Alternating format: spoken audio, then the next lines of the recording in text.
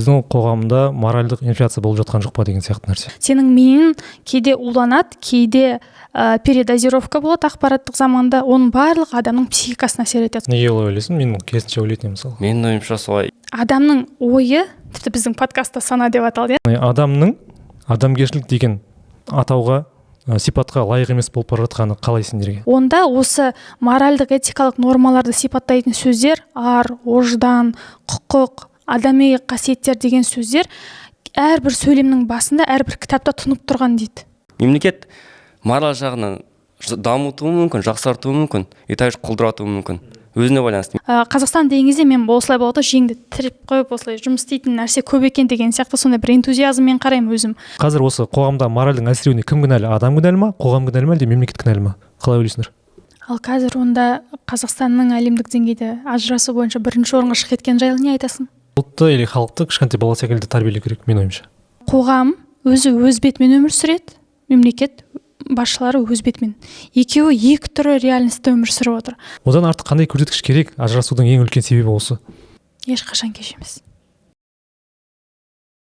Мені ойландыратын соңғы кездергі мәселе ол қоғамдағы адамдардың эмоциясының болмаса бір нәрсені қабылдауының жай-күйінің бір өзгеруі. Мысалы алдында ғалым Қалиақпаровтың стендапын көрдім. Ол жерде енді сендер көрдіңдер ма, көрген жоқсыңдар ма? Былайша айтқан кезде қоғамдағы көптеген бір енді есуас адамдар туралы айтады. Енді орысшасын айтпай қойын қандай екен, бірақ сондай туралы адамдар туралы айтады. Яғни олар бізде қоғамда кейбір адамдар бар, жануарларға бір қандай да бір қатыгездікпен көрінген іс-әрекеттермен, жаман іс-әрекеттермен.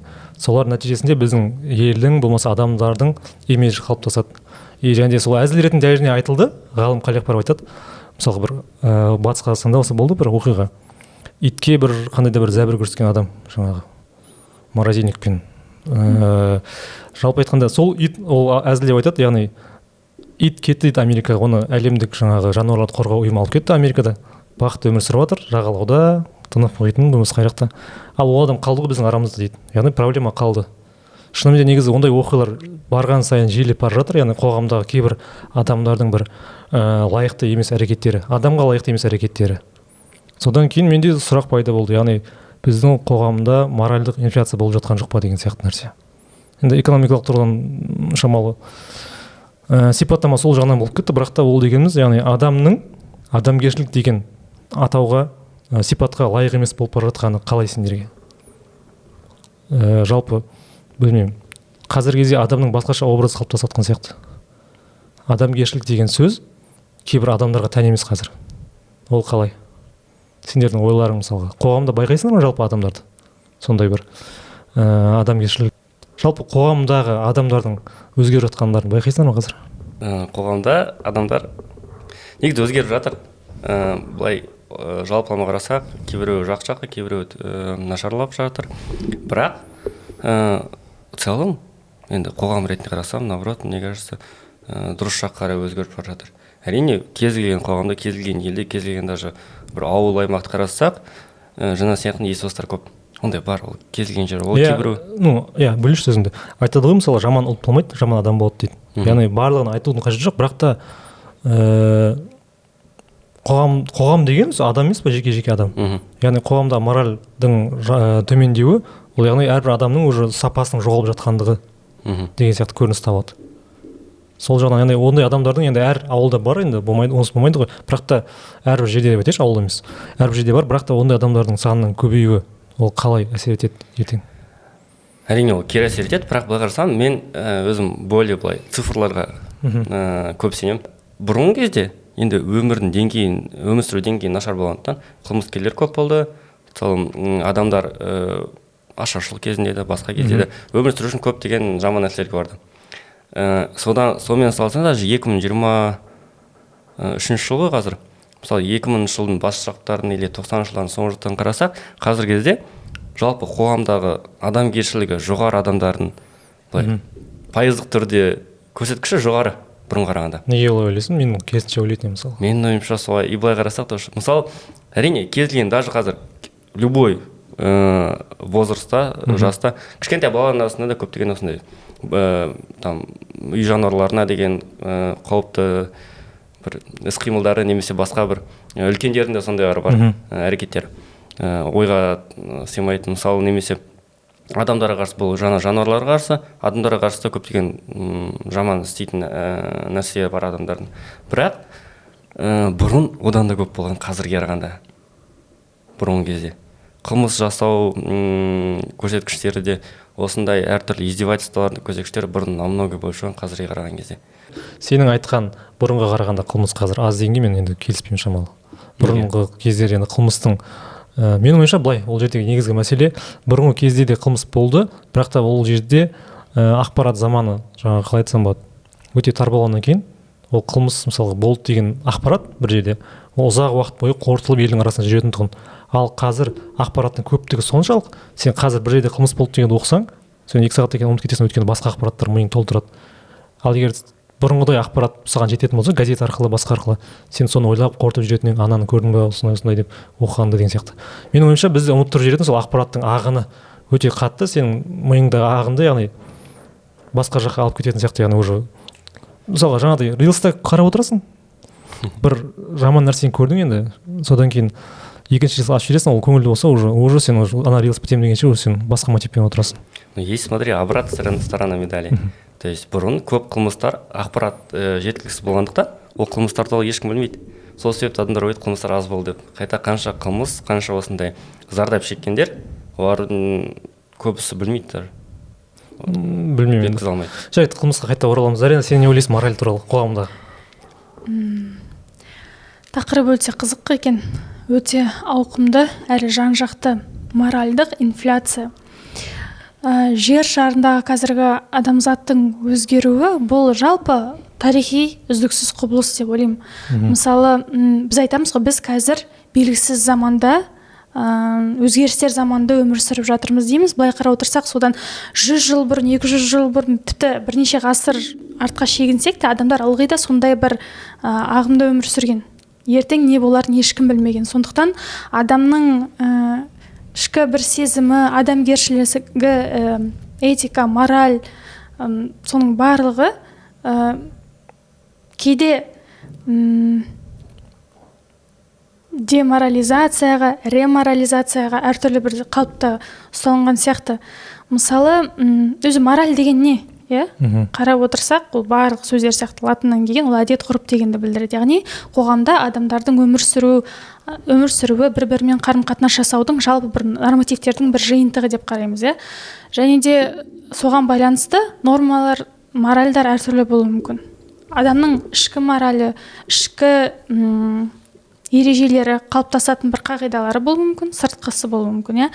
Осының барлығына қарап отырсақ, мүмкін адамдарға осы ақпараттық заманда өзінің қысымын көрсетіп отырған шығар. Мысалы, соңғы бір оқыған мақала бойынша бір британдық ғалым, Данберг, шатаспасам аты, ол адамның жалпы приматтардың ішіндегі ең ой өрісі кең, санасы жоғары қазір адам болып тұр. Адам баласы жалпы қоғамдық қатынасты орнататын адамдардың жалпы саны 150-ге тең дейді. Ал ақпараттық қоғамда біз немене 150-ден одан 2-3 есе адамдарды көретін шығармыз. Қазір өмір бөлінді ғой, онлайн және офлайн дегенде. Офлайнда біз мысалы былай әңгімелесіп кездесіп отырмыз, ал онлайнға қазір кірген кезде біреудің сторисін, шортс, рилс, интервьюсын бәрін көресің, сөйтіп сенің миың кейде уланады, кейде передозировка болады ақпараттық заманда, оның барлық адамның психикасына әсер етеді. Сондықтан қазір ақпараттық заманда адамның психологиясы, қабылдауы, моральдық, этикалық, нормалық барлық жағынан да ауыр деңгейге жетіп тұр. Мысалы, бұрында адамдар бір шүйіркелесіп, әңгімелесетін адамдарды іздесе, қазір олар онлайнда да бар. Мысалы, ол қолжетімді болып кетті бір жағынан, екінші жағынан кейбір нормативтік границаларды өту әлдеқайда оңай болып кеткен сияқты. Яғни осының сырттан келіп жатқан бір эффекттердің барлығы адамға әсер ете қоймайды қайткенмен де. Сондықтан моральдық жағынан өте ауыр сөйлеу бар ғой, өйткені біреуді сөккен сайын өзіңді іздеу керексің ғой негізі. Бірақ сөкпес бұрын айтқым келгені, бір қызығы адам қандай ортада, қандай қоғамда өмір сүреді, соған бейімделе бастайды негізі.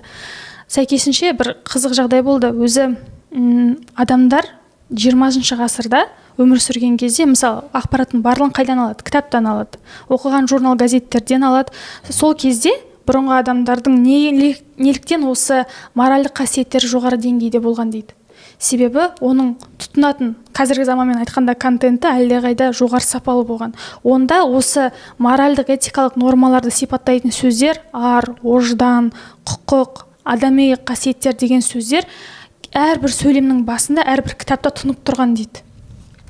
Ал осы 20 ғасырдың соңына қарай тұтынатын кітаптардың жартысы бөлігі бұл сөздерді мүлде қолданбаған дейді. Яғни адам өз-өзін солай ақпаратпен қамтамасыз ету барысында сыртқы ортаны енді өзіне сіңіреді ғой, бойына, өз жанынан өткізеді демекші. Ондай азайды дейді. Сәйкесінше дәл сондай корреляциямен адамзаттың моральдық деңгейі де құлай бастады деген бір байланыс табылды. Яғни мұнда Google-да цифрлық бір қағаздарға сканерлеп өткізді ғой. 5 миллионға жуық кітаптардың барлығын анализ жасаған кезде, базада өзі 500 миллиардтан астам сөз бар екен. Сол сөздердің ішінде осы ар-ождан деген сияқты бір моральдық сөздердің пайдалануы 2-3 есе болмаса одан көп есе азайып кетті дейді. Сондықтан деморализация басталды дейді қоғамда. Ал 1980 жылдан ары қарай ол сөздерді жиі кіргізе бастағаннан кейін, сондай бір романдар жаза бастағаннан кейін адамдардың рухы да ояна бастады дейді. Яғни ол не? Тұтынатын ақпараттық сенің онлайн қоғам болсын, сенің тұтынатын контенттің барлығы саған тікелей әсер ете қоймайды. Сосын тағы да ұмытпай тұрғанда айтайын дегенім, қазір өзі расымен де контент демекші, ақпараттық қоғам демекші, ол өте сондай күрделі процесс. Былай қарап отырсақ, адамның ойы, тіпті біздің подкастта сана деп аталды, санасының барлығына әсер етудің күші, жылдамдығы өте жоғары ғой қазір. Адамның миы, санасы, түпкі сезімі, разум деп айтады ғой. Соның қазіргі қарсыласы ол тек қана ДНК дейді. Бірақ ДНК-ның мүмкіндігі шектеулі. Ол тек қана 3 миллиардқа жуық ақпаратты өзіне қамти алады, Мысалы, ал ары қарай ол ми сияқты тез өзгере қоймайды мысалы. Ал ми каждый миллинаносекунд сияқты ол әрдайым өзгеріп отырады. Адам тек қана ұйықтап жатқан кезде ешқандай ақпаратты алмайды дейді. Ол тек қана оны анализировать етіп, синтездеп ары қарай етеді. Бірақ сол кезде біздің ойымызды, біздің назарымызды ешкім жаулап алмайды. Ал былай ұйқылы ояу жүрген кезде сенің ойыңның бәрінен телефонда мысалы. Сонда адамның миында 100 миллиардтың ақпарат сияды. Оны анализ синтездеген кезде оның 100 миллиардтаған ақпараттың бір 2/3 я болмаса n дәрежесіне дейін түседі. Яғни ол ДНК-дан да әлдеқайда мықты болып тұр сыйымдылығы бойынша ақпараттың. Сондықтан сол миыңды улама, кешке шейін сол рилстерді қарама деп бекерден бекер айтпайды ғой. Оны тыңдайтын адам бар, тыңдамайтын адам бар. Бірақ та менің ойымша жаңа сөзіңді бөлейін. Сен басында айттың ғой, адамдар приматтардың ішіндегі ең ақылсыз деп. Менің өзім жеке пікіріммен кім қалай қарайтын, ақыл деген ол білім ғой, былайша айтқан кезде синоним деген сияқты. Мейірімділікке, адамгершілікке білімнің шамалы қатысы аздау сияқты. Өйткені қанша енді былайша айтқан кезде білім былай қарайды деп айтайыншы мен. Білімі төмен адамдар бар, мысалы мектеп оқымаған, мысалы біздің қандай ата бабамыз мысалы кезіндегі абайлар ешқандай университет бітірген жоқ деген сияқты нәрсе. Болмаса тағы да басқа бір аналарымыз мысалы қанша қазақ тарихында еңбектер бар жазылған, ананың мейірімділігі туралы болмаса, ананың даналығы туралы болмаса, ананың қоғамдағы моральдық өзінің көрсеткен бір мысалдары бойынша, болмаса бір оқиғалар бойынша, олардың ешқайсысы қазірден көп информация білген жоқ. Яғни менің ойымша бұл жерде информацияның адам информацияны көп қабылдауымен моральдың екеуінің арасында шамалы корреляциялық байланыс мен өзім шамалы шынын айтайын көрмей тұрмын. Өйткені мораль адамның мейірімді болуы, адамға жанашыр болуы, адамгершілік болуы, ол оның тәрбиесіне байланысты сияқты менің ойымша, жеке өзім пікірім. Жақсы. Арасындағы ақпараттық байланысты менің ойымша ысырып тастауға болмайды. Неге десең, адамдар әртүрлі болады. Әркімнің көкжиегі әртүрлі ғой. Мысалы, бірақ та былай ғой, интеллекттің өзі, мысалға, қазіргі кезде IQ деген тест бар ғой. Одан бөлек тағы да тест бар ғой, эмоционалдық интеллект. Иә, сол сияқты онда адамгершілігін қалай да бір басқаша бөлу керек сияқты. Мысалы, кейділерді айтпайсың, сен оны білімсіз болмаса ақымақ деп. Ақылды, бірақ та оның адамгершілігі бар ма, жоқ па деген сияқты нәрселер. Яғни білім мен екеуін қатар алып кету енді мейірімділігі жоғары деңгейде, енді білімі жоғары болса мейірімділігі де жоғары болады деген енді менің ойыма мүлдем сыймайды шыны керек. Мында екі нәрсе ұмытпай тұрғанда айтып қояйын. Бірінші кезекте Абай атамыздың заманын айтып кеттің, иә. Ол кезде адамдарда кереметтей сондай ақпараттық заман болған жоқ. Салыстырмалы түрде мысалы жинайтын болсақ, мүмкін солай болған да шығар. Бірақ мен сол замандағы адамдар кереметте бір ақпараты, білімі аз адамдар санатына жатқызбаймын. Неге десек, мен қазіргі заманда өмір сүріп жатырмын, иә. Сол бір кеше өзім сториста жариялаған ой өрнектер қазақтың сөйлейді екен. Олар әртүрлі болуы мүмкін, иә, түрлері, сапасы бойынша. Бірақ біз мысалы шапанды киеміз, ондағы әдемі ой өрнектерді көреміз, біз тек қана эстетикалық бөлігін көреміз. Ал сөйтсек, ол оюлар сөйлейді екен. Мысалы, иә, мен жаздым ғой, 2 тау ешкі олжалы аңшылықта ұсталды деген сияқты. Дәл сол сияқты біз тек ол білімнен алыстап кеткеніміз ғана білді. Бізді өзіміз де біздің бұлыңғыр алыс бір тарихымызға қарап, ол заманда енді олай болмаған шығар, көп нәрсе білмеген шығар. Сен тарихқа қазбалай берген кезде қандай ақпаратпен, қандай білім нәрімен тұнып тұрғанын керісінше көзің жете түседі оған. Ол бірінші айтайын дегенім. Екінші кезекте адамның білімге деген құштарлығы, білімділігі әрине ол оның жоғары моральдық құндылығына тең деген сөз емес, әрине. Менің тек айтқым келгені, әркімнің қабылдауы да әртүрлі, әркімнің көкжиегі де әртүрлі ғой. Бәріміз бір деңгейде болмаймыз. Адамдар өзі біреуі қатты, мысалы делік, біреуі талғампаз болады, біреуі тез шешім қабылдайды, біреу баяу ойлану керек деген сияқты. Сол сияқты оның кейбір адами қасиеттерде біреуі мысалы тым әділеттілікті аңсайды, иә, сол үшін жан пида деген сияқты. Ал біреулер мысалы елдің жақсылығы, тыныштығы үшін кейде өтірік айта салудан да тайынбайды. Бірақ ол кішкентай ғана өтірік болу керек деген сияқты. Сондай кезде енді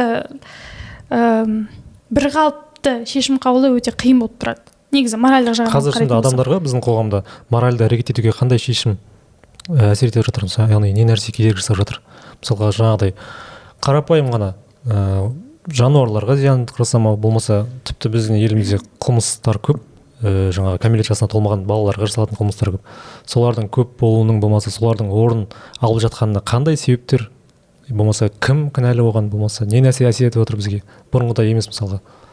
Шынымен де қазір бұрынғыдай емес сияқты, яғни бұрынғыдай болмағанда, мысалы жаңа тағы бір нәрсе айтайыншы, мысалға сен айттың ғой, сөздік қорлардың арасында абырой, жаңағы ар деген нәрселер азайып бара жатыр деп. Менің ойымша, жеке ойым бойынша, қазір әлемде жалпы мемлекеттердің идеология деген термині, болмаса идеология деген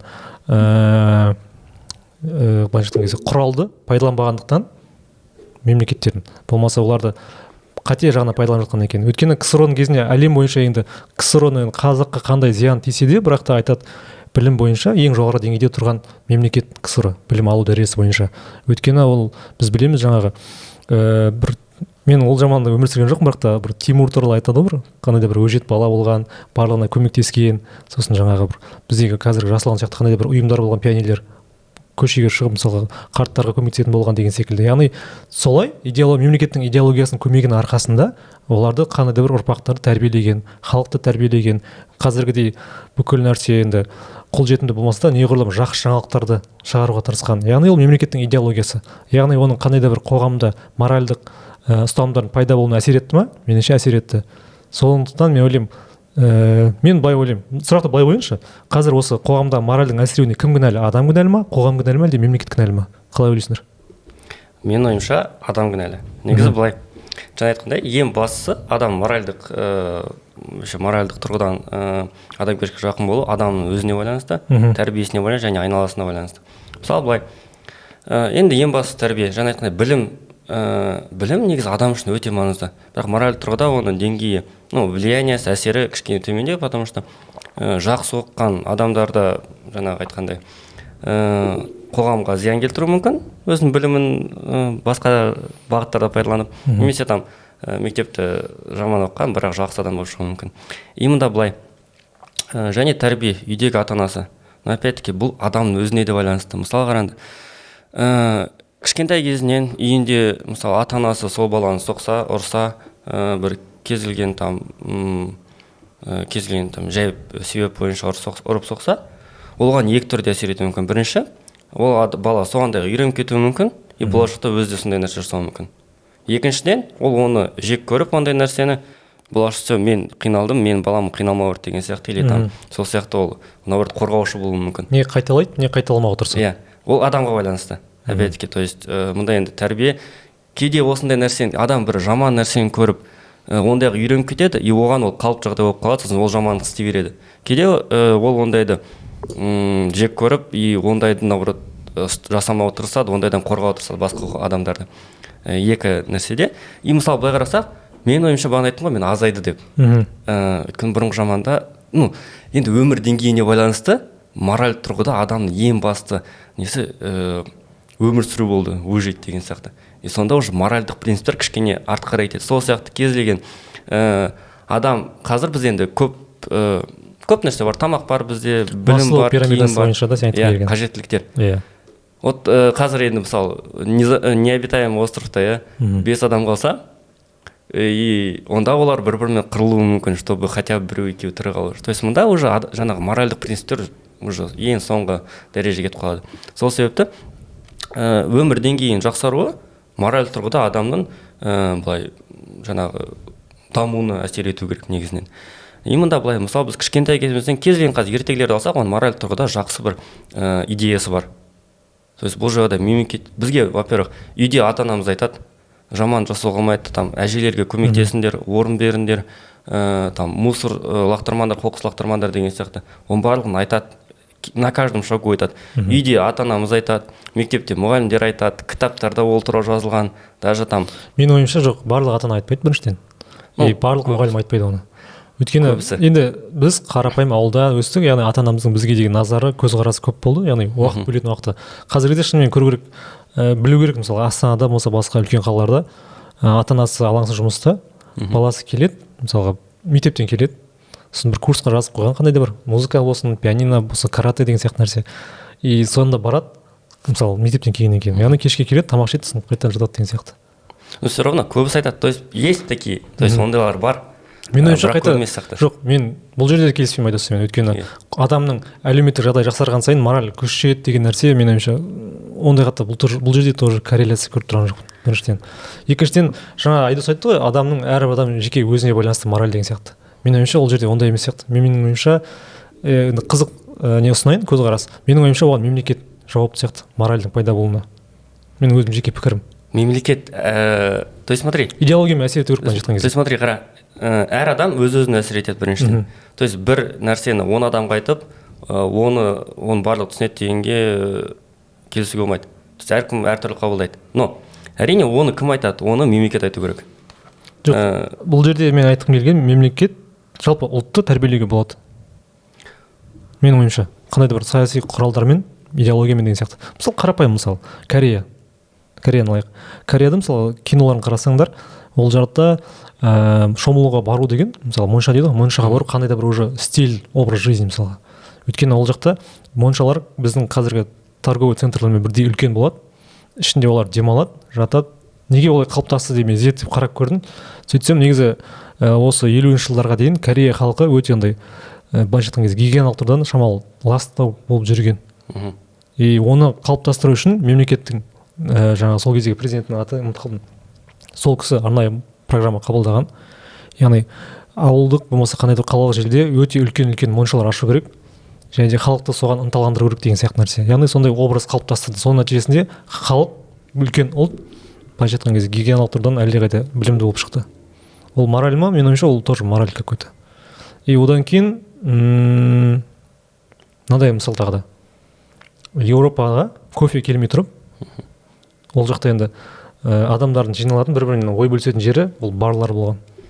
Пабтар, барлар, там тек алкогольдік ішімдіктер болған. Арабтардың келуімен ол жақта кофе келді. Және де кофе ханаларда енді уже более интеллигент адамдар жинала бастады. Яғни интеллигент адамдар өздерінің қосылатын жерін тапты, бірге отырып әңгіме айтатын жерлерін. Талай бизнесмендер сол жерде отырып контракт жасаған. Яғни қандай да бір құрал, яғни бір инструмент әсер етті, ұлттың бір моральды түрде қалыптасуына, болмаса бір жоғары деңгейге жетуіне әсер етті былайша айтқан кезде. Сондай мысал, мен ойымша сол үшін мемлекет әрқашан ұлттың моральдық құндылықтарын және де қай жаққа бара жатқанын барлығын анықтап, соған арнайы құралдар қабылдап отырған дұрыс сияқты менің ойымша. Мемлекет и так қабылдап жатыр ғой. Қандай мысалға Қазақстанда қандай моральдық мемлекет құрал қабылдады болса, қандай бір қадам жасады сенің ойыңша? Мысалы қара, көбісі дұрыс жұмыс жасамай жатыр, оны өзгерту керек. Но мемлекет мұнда жай отырған жоқ. Мысалы қара. Жоқ, мемлекет деген ол атқарушы билік, иә. Ол не только заң қабылдаушы, ол атқарушы билік. Яғни бір нәрсені ол қабылдады ма, одан кейін оны атқару керек, соңына дейін апару керек. Вот, смотри. Иә. Яғни ол жерде мемлекет жасады, бірақ дұрыс орындалмай қалды деп, ол мемлекетті былай менің ойымша сүттен ақсудан таза шығарып алуға болмайды негізі. Мұнда смотри, былай ғой. Мемлекет мысалы сен бір нені айтшы, мемлекет мынандай нәрсені жасады, и сол халықтың моральдық жағдайына әсер етті, мен көзім жетті деп мысалға. Тәуелсіздік алғаннан кейін. Мысалы смотри. Әрине бар, мен білемін, бірақ сен көзқарасың. Қара, бізде енді домашний насилие көп болды Қазақстанда. Если былай қарасақ. Мемлекеттік бір агитация арқылы, видеолар арқылы, иә, көптеген мысалы бір әйелдер қарсы шығып, көбісі қорқады ғой әйелдердің. Біріншіден ұят деп, тем более ауыл аймақтардағылар ұят болады деп, күйеуінің атын кірлегісі келмей, сол сияқты сондай көптеген арыз жазуға ұялатын или бармайтын, қорқатын мысалы кейбіреулер. Одан кейін әртүрлі бір образдар, может шынайы адамдар, может өтірік образдар арқылы олар көптеген агитация жасап, то что мындай әйел былай болды, в итоге құтылды, одан кейін бақытты өмір сүрді деген сияқты. Деректі фильмдер ғой ма, андай көркем фильмдер ме, қандай еді? Короткометражкалар, кішкентай реклама сияқтылар, то есть постерлар әртүрлі, в основном там полиция бөлімшелерінде. Соцреклама ма, сондай емес? Сол арқылы полностью жойған жоқ, бірақ азайтты үлкен көлемде. Бұл көбінесе біріншіден әйелдерге пайдасы болды, екіншіден ер адамдар да ол туралы ойланды, потом уже қорқатын болды, может кейбірлері осознали. Енді орындалмаған, мысалға Японияда, Жапонияда мусоркалар далада жоқ, мусорный контейнерлер, даже кішкентай жоқ. Адамдардың барлығы өздерімен целлофан пакет ұстап жүреді, бір мусор болса соған салады да, потом уже шығарады. Еще оларда әр апта бойынша там категориямен бөлінеді, там мысалы дүйсенбі күні стекло, шыны, там мусорлар деген сияқты солай шығарып отырады бар. И то же самое, мысалы спорттық бір матчтар болса футболдан, я мысалы жапониялық көрермендер өздерінің секторынан ойын біткеннен кейін барлық мусорды жинап алып кетті, қоқыстарды. Бізде мысалы соған байланысты мысалы 3 түрлі түсті контейнер бар ғой Астанада. Кім көрді? Шыныға бөлек, пластикқа бөлек деген сияқты. Біздің көзімізге барлығы бірдей түсті көрінеді ғой. Өйткені барлығында қарасаң, яғни білмеймін. Ішінде аралас жатады. Аралас жатады, иә. Но, смотри, мұнда бұлай, солай істегісі келді, бөлшекте, чтоб переработка болсын. Жоқ, мемлекеттің ниеті жақсы, бірақ әрекеті дұрыс емес сияқты ма? Жоқ, бұл әрекет дұрыс емес, бұл просто жасалған. И мысалға адамдар қоғамда адамға да байланысты. Во-первых, мемлекет енді кішкентай балалар емес қой көбісі. Былай жазып қойды, түстер оқып қойды. Мұнда енді мемлекет дұрыс жасамады. Жоқ, мен ойымша ұлтты или халықты кішкентай бала секілді тәрбиелеу керек, мен ойымша. Мысалы, қарашы да. Жоқ, мысалы, Зарина, сен не ойлайсың мысалға? Адам, мемлекет, қоғам, кім идеологияға более жауапты? Идеология емес, қанша ой айтылды. Идеология емес, мораль бойынша бір ой айтсайшы. Бізде мысалы қара, не мысалы біздің үй тұр? Мен ол жерден шын керек нәтиже көріп тұрған жоқпын ол жердегі, яғни халық соған үйренді, болмаса тағы да басқа деген. Жай ғана түрлі түсті мусорный ящик болды. Қара, вообще білмеймін, халық бір жағынан дұрыс айтасың, жаңа бала сияқты тәрбиелеудің ғой, бала сияқты. Біздің үй тұр, біздің үйдің жанында 3 мусорный үлкен контейнер бар, жердің астына кіретін круглый. Соның ең біріншісі тұр ғой үйге жақыны, ол всегда полный, толып тұрады да, еще оның сыртына шығып жатады. Екіншісі жартылай, үшіншісі вообще пустой. То есть әр жағына жүру тағы 3 метр ғана, екіншісіне там 2 метр ғана. И адамдар дальше өтпей, біріншісі толық тұрғасын, қалғандарын даже ашпай, просто жанына қоя береді мусорды. И астанан желмен ол бүкіл дворға барлығын шашырайды. Мұнда енді бала сияқты адамдар. Жоқ, менің жалпы пікірім сол жаңағыдай. Адамдарға әрқашан контроль керек. Яғни бала секілді қарау керек. Мысалы, үлкен адамдардың барлық жауапкершілігі бар, болмаса жаңағыдай бала емес, саналы түрде өмір сүреді десең, мысалы Астананың қақ ортасында білеміз алдында Тәжікстаннан келген үлкен ярмарка болды. Ар жағын не болған өздерің барлығын білесіңдер. Оларда да тоже кішкентай балалар емес жасап жатқан. Зарина, сенің ойың қандай мысалы? Адам жауапты ма, мемлекет жауапты ма, қоғам жауапты ма, кім жауапты жалпы моральдың қалыптасуына? Басында осы сұрақты естіген кезде, әрине, сен атап өткен барлық объект болсын, субъект болсын, барлығы да соған тиесілі деп айтқым келді. Бірақ түбінде қарап отырсақ, сол қоғамды қалыптастыратын кім? адамдардың саны, адамдардың жиынтығы. Мемлекетті басқаратын кім? Адамдар. Яғни түптің түбінде сол адамға келіп тіреледі ғой. Кім болсын, мейлі болсын. Негізінен кез келген жамандық болсын, кез келген кемшілік болсын, адам бірінші кезекте өз-өзінен көру керек. Өзінің сәтсіздіктері болсын, өзінің жамандықтары болсын, бір қол жетпеген бір нәрсе болса да өзінен көру керек. Оны кейде бір қоғамға, басқа бір адамға, мемлекетке жаба салу кейде бұл ақымақтық болады. Кейде әрине, әр жерде әртүрлі болады ғой, бірақ дегенмен де сен ол өзің қолыңда тырмыссаң, істесең, оған төтеп беруге қарсы шығуға болады ғой негізі. Және де ұлтты тәрбиелеу керек дейсіңдер, иә? Мысалы, Жапония мемлекетін мысалға келтірдіңдер, Корея мемлекетін. Біздің ұмытпағанымыз жөн. Әр ұлттың өзінің даму тарихы бар, жолы бар, деңгейі бар деген сияқты. Біздің көкжиегіміз анау Жапонияның жоғары технологиясына, Кореяның сондай бір қалыпты тәрбиесіне жету әлде қиын болып тұр. Неге? Себебі біздің тарихымыз әртүрлі. Бізде айтып жататынымыз ғой, бұрында, енді қазір енді білмеймін қанша жылға алыстағанымызды, бірақ дамыған мемлекеттерден біз 50 жыл арттамыз дедік, иә? Соның барлығы ғалымдар дабыл қағып айтты ғой. Біздің Американың мысалы осы күніне жету үшін біз қаншама жыл әлі еңбектенуіміз керек. Оған неше мысалы жасөспірімдер шығу керек деген сияқты. Енді соны сол деңгейге жету үшін қазіргі адамдарды айыптаған кейде біртүрлі де сияқты. Әрине бұл көптеген жұмысты қамтиды. Мысалы мен Қазақстанның болашағы қандай болады? Әрине жарқын болсын, әрине бай, қуатты болсын, молшылықта өмір сүрсін деп қалайсың, талпынасың, тілейсің, соған өзінде атсалысқың келеді. Бірақ Қазақстан деген кезде мен осылай болады, жеңді тіреп қойып осылай жұмыс істейтін нәрсе көп екен деген сияқты сондай бір энтузиазммен қараймын өзім. Ал адамдарды тәрбиелеуге атсалысатын жақсы басшы керек. Оның өзі жас, жігерлі, жанып тұрған бір жалын от болу керек қой, оның өзінің де қызығушылығы керек. Мысалы, сол Сингапур соның экономикасын дамытқан бірақ адамның инициативасы сондай адамдарды жинады, сондай адамдарды шабыттады. Сол сияқты отырған басшыға да көп нәрсе байланысты. Сен айтқанмен мен келісемін, рас. Ары қарай дұрыс адамдарды отырғызу, сол әр керек адам өз орнында отыру керек, ары қарай басқару керек. Сөзіңді білейінші, мысалы сонда біздің қоғамда сондай дұрыс адам жоқ қой, мемлекетке жаңағы билікке баратындай или қалай?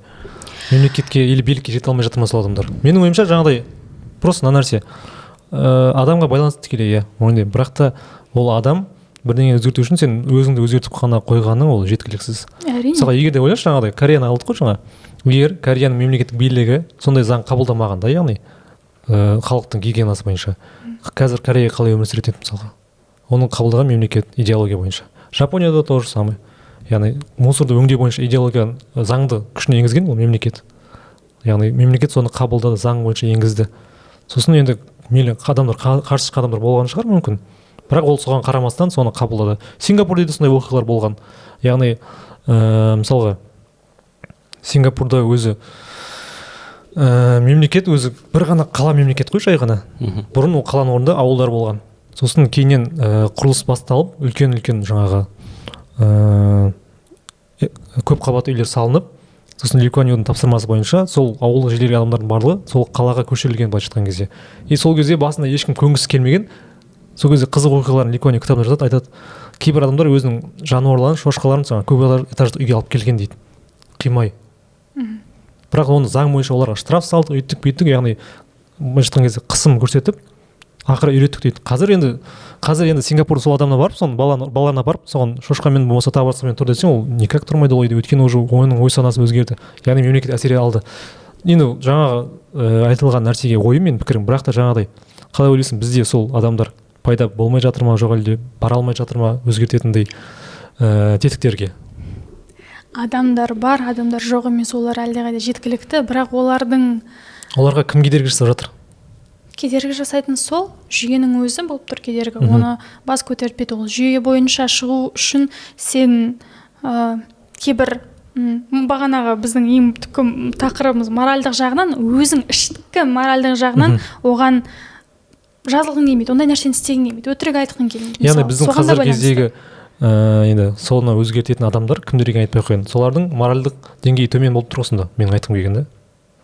бізде смотри, қазір биліктегі адамдардың моральдық деңгейі төмен, сондай ма? қара, осыған тек қана осы моральдық категорияға ответственный жауапты бізде бір орган жоқ қой.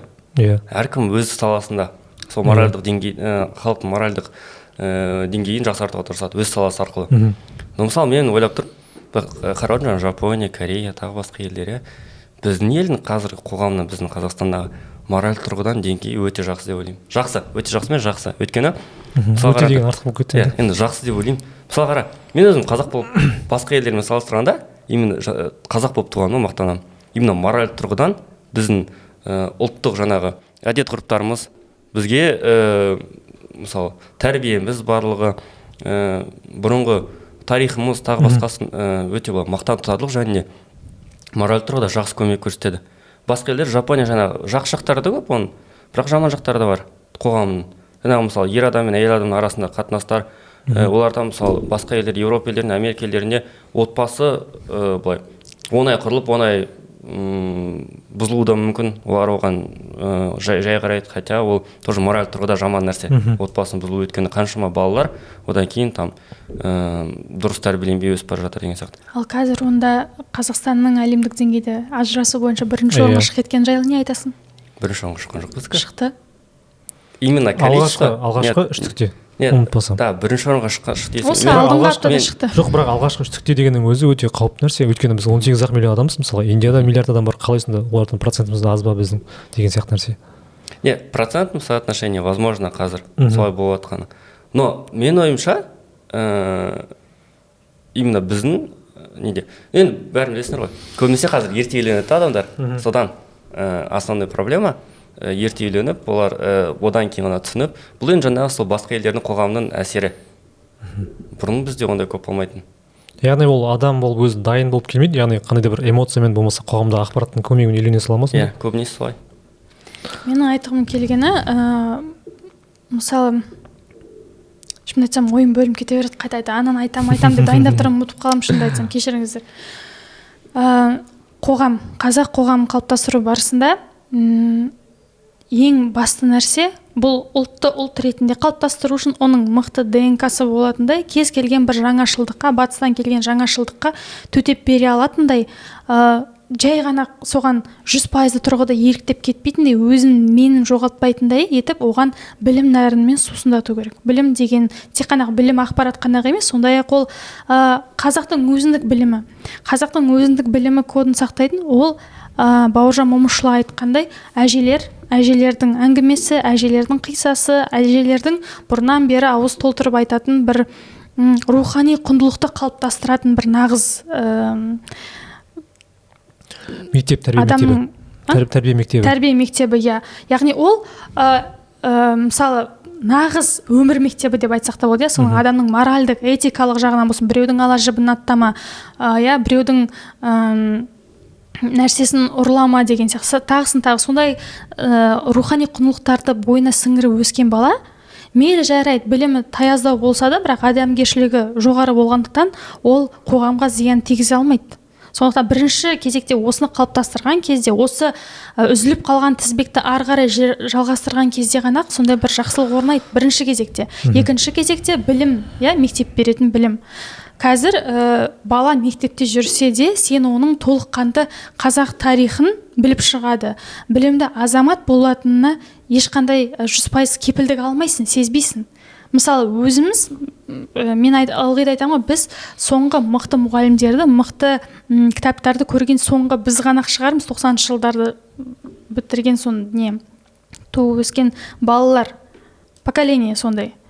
Неге десек, қазір кітапты қарайсың, өзі түсініксіз нәрсе жазылған, сонда бір ақпараттық танымдылығы аз, бір жақсы бір мұғалім өзінің көрегенділігімен, өзінің бір көкжиегімен алып кетпесе, балаларды қосымша нәрсе беріп, кітаптың берері аз болып тұр, біріншіден. Екіншіден, мысалы өзімнің племянниктарыма, қарындастарыма қараймын, мен мектепте, қазақ мектебінде оқимын, бірақ барлығы орысша жүреді. Мен дүние жүзі тарихын керемет жақсы көремін.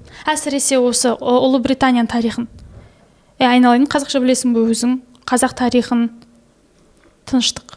Яғни, міне осынан басталады. Тіпті мектептің өзінде де мен барлық мектептерге жала жап тұрған жоқпын, бірақ сондай тенденция қалыптасып отыр. Ол тенденция неге әкеліп барады? Қарасаң, саясатқа. енді оны не істеу саясат керек? ол тек қана Қандай мемлекеттік шешім ұсынасың? жағдайында емес, ал әлемдік деңгейдегі саясат. Яғни адамдардың көңілін ұстап қалатын қазір мен тағы да телефон, тағы да смартфон, тағы да әлеуметтік желілер, олар не? Facebook, Instagram, TikTok болсын, олар не? Алгоритмді жасайтын, басқаратын кімдер, олардың түпкі мақсаты не? Деп анау түбіне дейін қазып шықсаң, ойланасың.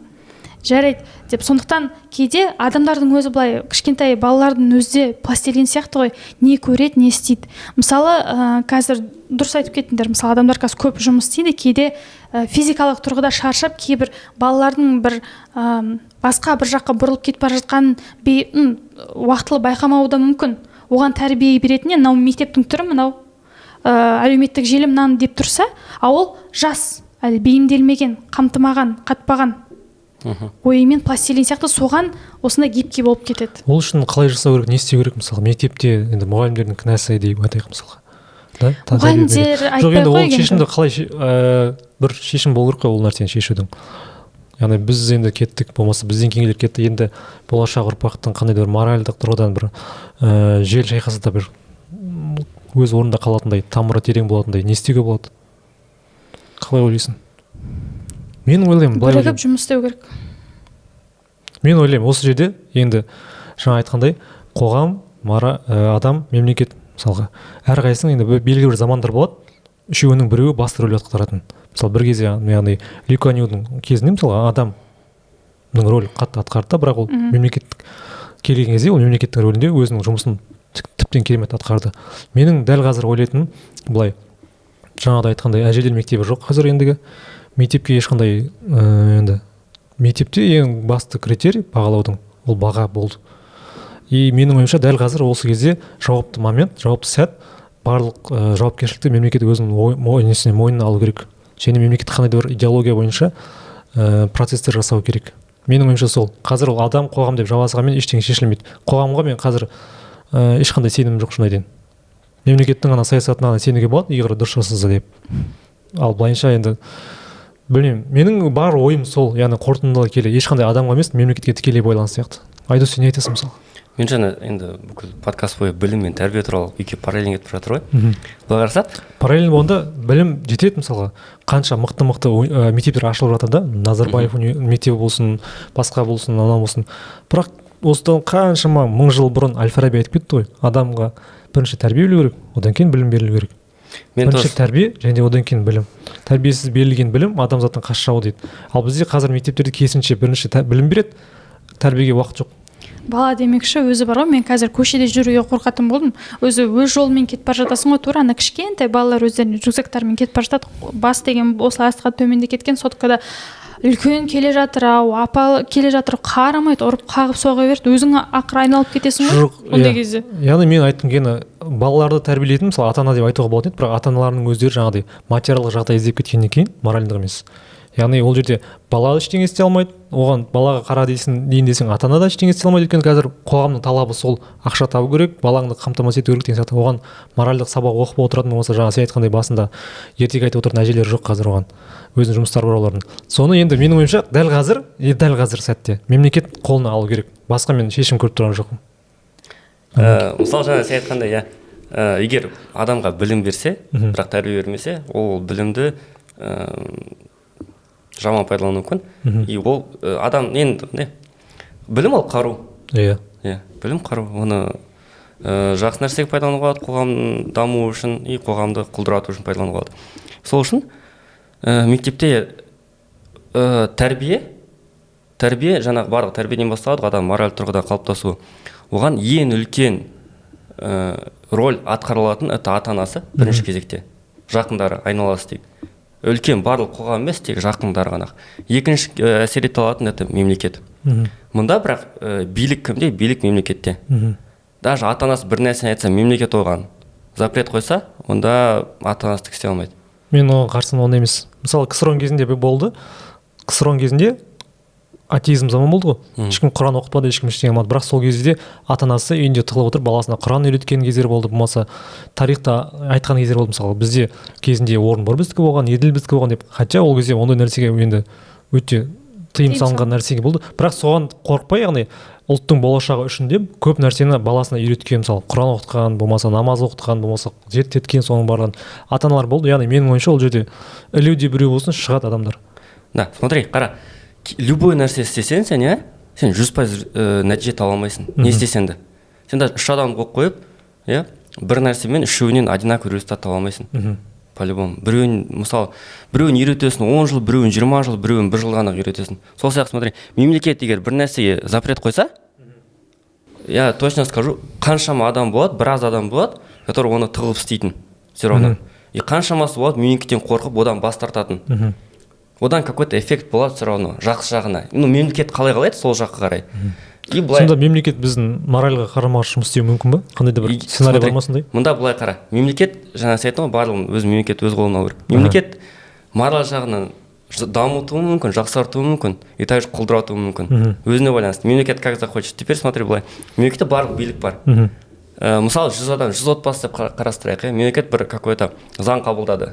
И оны қадағалады. Не просто қабылдады, а қадағалады. Жаңағы мысалы көп нәрсені олар қабылдайды да, қадағаламай просто жібере салады. Теперь контроль керек. Жаңа кішкентай бала сияқты. Оған полностью бүкіл өмір бойы контроль керек. Всегда. Бір нәрсені өзгертмей, все равно контроль керек. Как только мемлекет расслабится, все, олар уже барлығын істейді. Біз қалағандай. Все, уже как только кішкене жеңілдік берсе, онда уже адамдар қайттан не қалайды, соны істеп кетеді. И смотри, 100 отбасының басында там 50 келісуі мүмкін онымен, мысалы там 60-70 келісуі мүмкін. Қалғандар там все равно қарсы втихаря өздері үйде там өз білгендерін істеп жатыр. И со временем уақыт өте келе біреулерді мемлекет біліп қойып жазалайды, солай олар азая береді. В итоге олар полностью жойылмайды, но какой-то аз не қалады. Оған бірақ керек, мен ойымша шамамен кез келген нәрсені жеткізу үшін минимум 20-30 жыл керек, минимум еді. Опять-таки, ол кішкентай бөлік. Егер масштабно жасайтын болса, полностью идеологияны комплексно бір әрекет жасайтын болса, ол поэтапно кетеді ғой. Оның жоспары керек 1 ғасырға созылатын. Одан кейін какой-то бір үлкен эффект болады. Конечно, әртүрлі кішкентай жағынан эффект болады. Қазір мен қайталап айтайын, қазірдің өзінде моральдық деңгей біздің қоғамда жақсы деңгейде. Басқа көп елдермен салыстырғанда, басқа елдің тұрғындарымен, ұлттармен салыстырған кезде. Но оны жақсарту керек. Мен олай ойламаймын.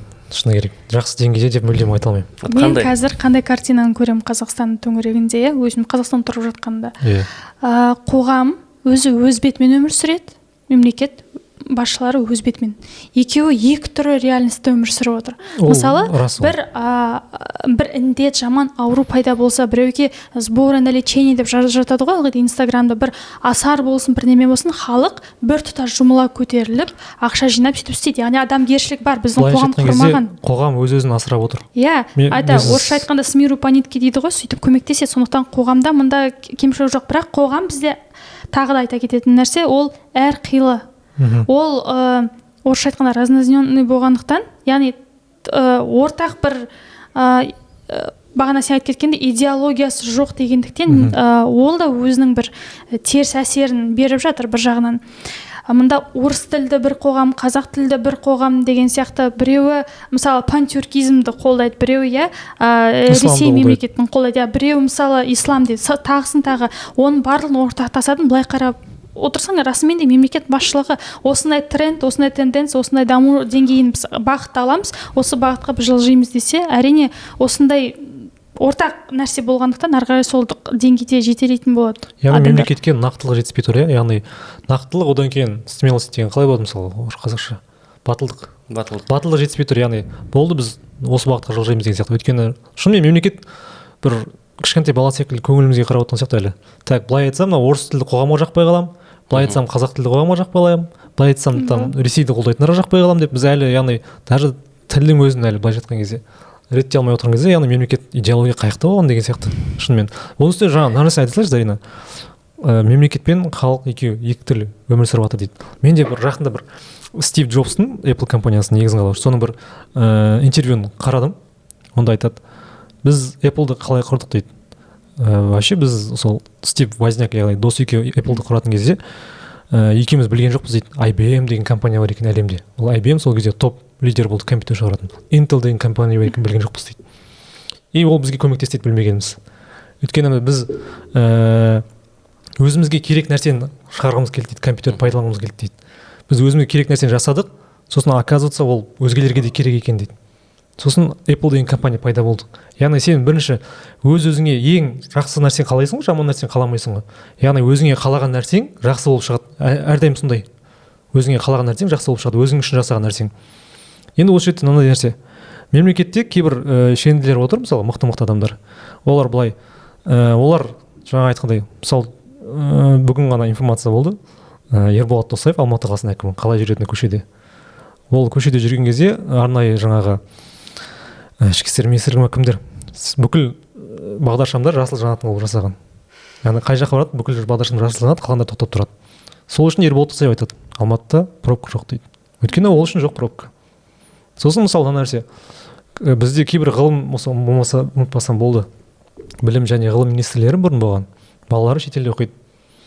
Оларға Қазақстандағы білімнің не керегі бар? Мысалы, менің ойымша. Яғни, егер де сен өзің жақсылық жасағың келсе, яғни бір саланы айтайықшы мысалға, сол саланың маманы мемлекетте жұмыс істейтін адам, ол осы салаға тікелей енді бас аяғымен кіріп кету керек. Оның отбасы сол салада болуы мүмкін, болмаса басқа болсын деген сияқты, яғни баласы осы жақта оқу керек, болмаса тағы да басқа деген секілді. Яғни мемлекетте сондай адамдар аз сияқты біздің шенеуніктер арасында. Мысалға, көлік және инфрақұрылымдық даму деген министр бар ғой. Мысалы, ол кісілер қазіргі кезде маршруттарда қандай адамдар көп екенін байқамайды, білмейді. Өйткені олар маршрутпен жүрмейді. Қанша облыс әкімдері бар, мысалы, олар кейбір жолдардың нашар екенін білмейді. Олар өйткені тікұшақпен жүреді. Шынымен. Неге біз Финляндия мықты дейміз, неге біз Норвегия мықты дейміз? Өйткені Норвегияның, осы Финляндияның кей кезде көресің, президенттері көшеде велосипедпен кетіп бара жатады. Яғни халықты айтады ғой бізде, халықты тыңдаушы үкімет деп, халық тыңдаған жеткіліксіз, оны көру керек менің ойымша тағы да. Әрине, сен сол жолмен жүру керексің, сен адамдармен сөйлесу керексің, бірақ қара, неліктен тікұшақпен ұшады, неліктен сол жолмен жүрмейді, неліктен сол автобусқа мініп жүрмейді, ел қатарлы шықса өзін алып жеп қоя жаздайды ғой. Сіз істеген қылықтар үшін. Тәуекел жасау керек. Әрине, тәуекел жасау керек. Маскамен жүргізуге болады, медицинский тем более. Жоқ, оны кім танып жатыр? Мен мысалы, мен көбісін танымаймын. Правительство. Сол, өйткені олар ауысып жатады, бір келіп, бір кеткеннен әйтеуір бір пайда жоқ қой деп, ешкім еске сақтамайды да сол үшін. Не көріпсің ба неге? Андай опрос болады ғой, далада опрос жүріп, Астананың қазіргі әкімі кім деп сұрайды, 10 адамның где-то 2-і ғана біледі, қалған 8-і білмейді. Бір-екеу айтады бұрынғы әкімдерін, біреу айтады вообще білмеймін деп. Бағанағы сен айтып кеткендей, осы үйде қант жоқ, біздің үйде балмен ішеміз деген. Сол ғой, яғни сол үшін халықпен олардың шынымен де олар бөлек әлемде өмір сүріп жатыр, мойындау керек. Ол үшін жағайымпаздықты да қою керек адамдар. Ойбай, мынау шенеунік екен, мынау жоғары шенді адам екен, бастық екен дегенін соның алды артына шығып сөйтіп сондайды да қою керек. Яғни біз айтып тұрмын, бұл комплексті кешенді жұмыс. Адам өз-өзінен бастау керек. Ол әрине бір уақытта бір болды, кеттік, бастадық дегеннен болмайтын нәрсе, бірақ ол өте ауыр жұмыс. Оған расымен де сен бір емес, бірнеше поколение кету керек қой соған. Мен өзім кішкентай болған кезде ойлайтын. Мектепте оқисың, бір нәрсе ұнамайды, бір система дұрыс емес, оны түзегің келеді. Ай, жауызында отыр. Сен ба? Оны түзейтін сен ба айтатын деген сияқты. Сондай тәрбиемен өскенбіз ғой негізі. Ал сондағы нәрсе айтқым келгені, біздің заманымызда осы жүйеге, системаға әркім өзі, мысалы біреу министрлік, білім беру министрлігі, біреу экономика, біреу қаржы, біреу инфрақұрылым дедік қой. Әркім соны шынайы өмірде көреді, осыны өзгертсем екен, осыны біреу қолға алса екен деп арман мақсат тұтып, шіркін мен министр болсам екен, осыны бір қолға алып істейтінде, әттең соған жете алмай жүрмін дегендей. Сондай бір әр арман қазақстандықта отыр, бұл мойындау керек нәрсе. Менде де сондай бар мысалы. Бірақ қазіргі менің ойым, ой шіркін, мен сонда көріп кетем бе екен, мен соған ат салам бе екен деген ой мені қазір мазалайды. Ал қарайтын болсақ, осы барлық біздегі бар институттар, министрліктер соны қызығушылықпен, үлкен ынта жігермен женді тіреп қойып істеу керек қой расымен айттым де. ғой, оның барлығы яғни тәрбиеге байланысты. Жеке адамның жанашырлық несі болу керек халыққа деген ой пікірі болу керек. Әрине. И және де олар өзінің экономикалық міндеттерін атқара алмай жатыр, мысалға жол болсын, басқа болсын. Олар мораль туралы білмеймін, әлі қашан ойлайтынын болмаса, яғни ол жерде өте қиын жауап. Және де мынандай бір сұрақ мен ойландым, яғни жаңа айттым ғой, дәл қазіргі сәтте мемлекет қандай да бір авторитарлық жүйені енгізіп, қысқа уақытқа болсын, идеология бойынша жұмыстар жасау керек сияқты. Әрине халық қарсы шығады, әрине халық оған көмгісі келмейді, бірақ та ұлттың болашағы үшін болмаса ұлттық осы бір кодты сақтап қалу үшін, қазақилықты сақтап қалу үшін сондай дүниелер жасау керек сияқты. Бірақ та мен былайша қысқаша былай ойладым. Қазір ақпарат заманы. Бүкіл адам кез келген ақпаратқа қол жеткізе алады. Яғни біз кешігіп қалған жоқпыз ба деген нәрсе. Идеологияға сабақ беруден ұлтқа. Өйткені біз ол нүктеден өтіп кеткен секілдіміз ендігі. Адамдарды басқару мүмкін емес секілді болып кетті қазір. Менің ойымша. Ол да бар сияқты, яғни ендігі не болса ол болады деп қарау керек сияқты кей кезде. Өйткені шынымен біреуге тәрбие беру, басқа нәрсе, мысалы біз айтамыз ғой, ең жоғары құрылымдық жаңағы формасы мемлекеттен күшті ештеңе жоқ деп.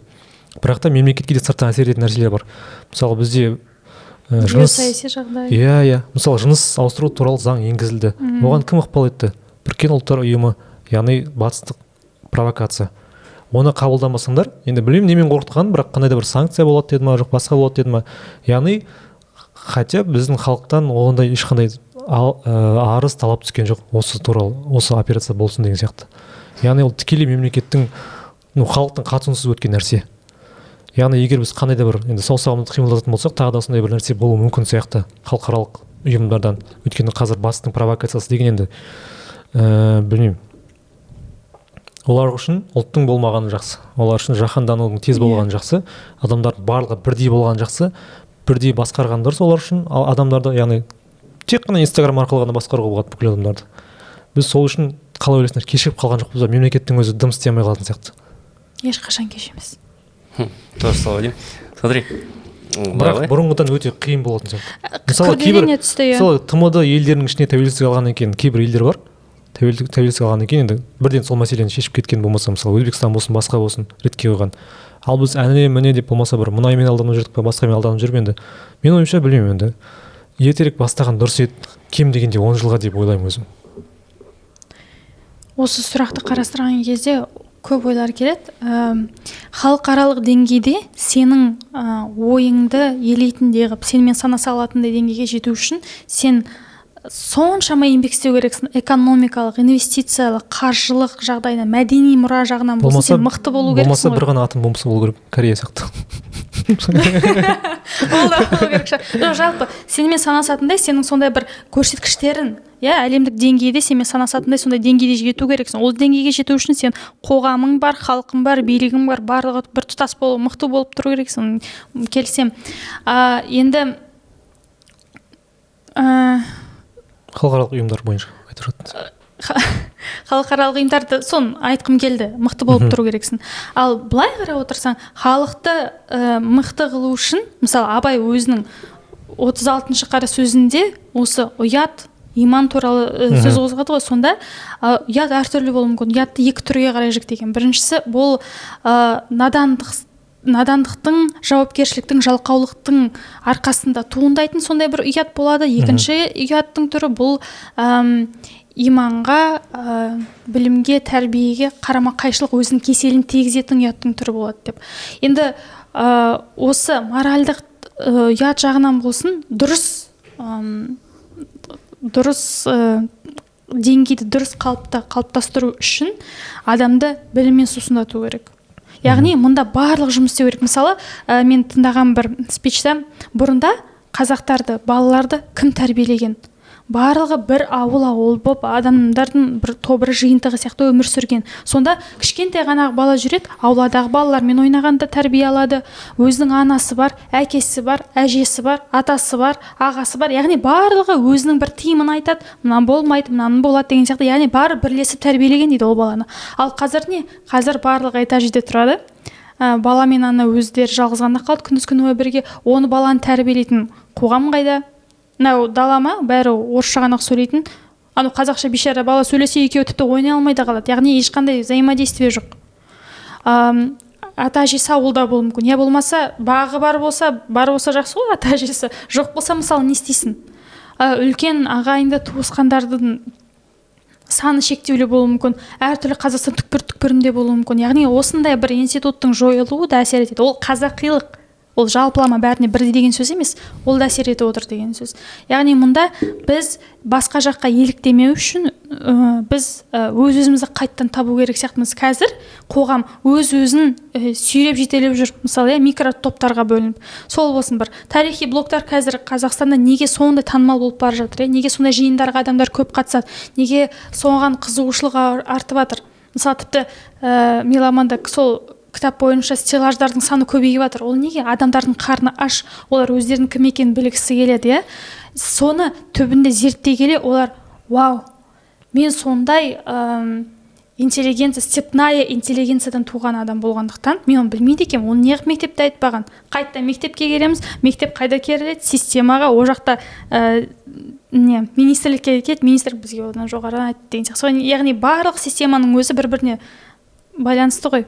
Сондықтан ең басты нәрсе ол білім беру керек. Яғни білімді, ғылымды болған сайын сен өзіне кейбір жақсы мағынада айтқанда шектеу қоясың. Ал ондай нацияны қалыптастыру расымен де бір жақсы ниеті ойы түзу бір диктатор деп айтпай ақ қояйын, сондай бір адам келу керек. Ол біраз диктатор болу керек. Жауапкершілікті мойнына алу керек. Иә, жауапкершілікті алатыны және де басындағы осы қарама-қайшылықтарды сондай қысымға төтеп бере алатыны, өзі де сынып қалмайтындай, менің ниетім түзу, менің мақсатым осындай деп біраз шыдай тұрса, мысалы, ол да бір қыспаққа түсіп кетуі мүмкін ғой, шыдай алмай, өз ойынан бас тартып деген сияқты. Бірақ ол қандай диктатура болу керек, Ол тек қана мені ғана таңдайсыңдар, менен басқа ешкім басқармайды деген сөз емес. Бұл әзірге осындай бізде бағыт бағдар болады. Шыдаңдар. Яғни біз мұнда мәдениетке де үлкен мән беруіміз керек. Осы, кстати, Санжар Керімбай деген кісіні тыңдадым, 1,5 сағат бойы Анна Казақ толқыста сөйледі. Сондағы басты адамдардың рухын, тәрбиесін, жақсы мағынада ұлтшылдығын көтеретін нәрсе ол мәдениет деді. Театр деді. Сонда өзінің презентациясын көрсеткен кезде бірінші толқын, екінші толқын деп мысал келтірді. Күләш Байсейітова деді. Парижге барған Шәмші Қалдаяқов деді. Сосын тағы да осы адамдар мысал келтірген кезде расымен де біздің мәдениетіміз мойындалып жатыр, ол әсер етіп жатыр деген кезде адамның санасы оянады, адам да өзі түзеле бастайды біраз.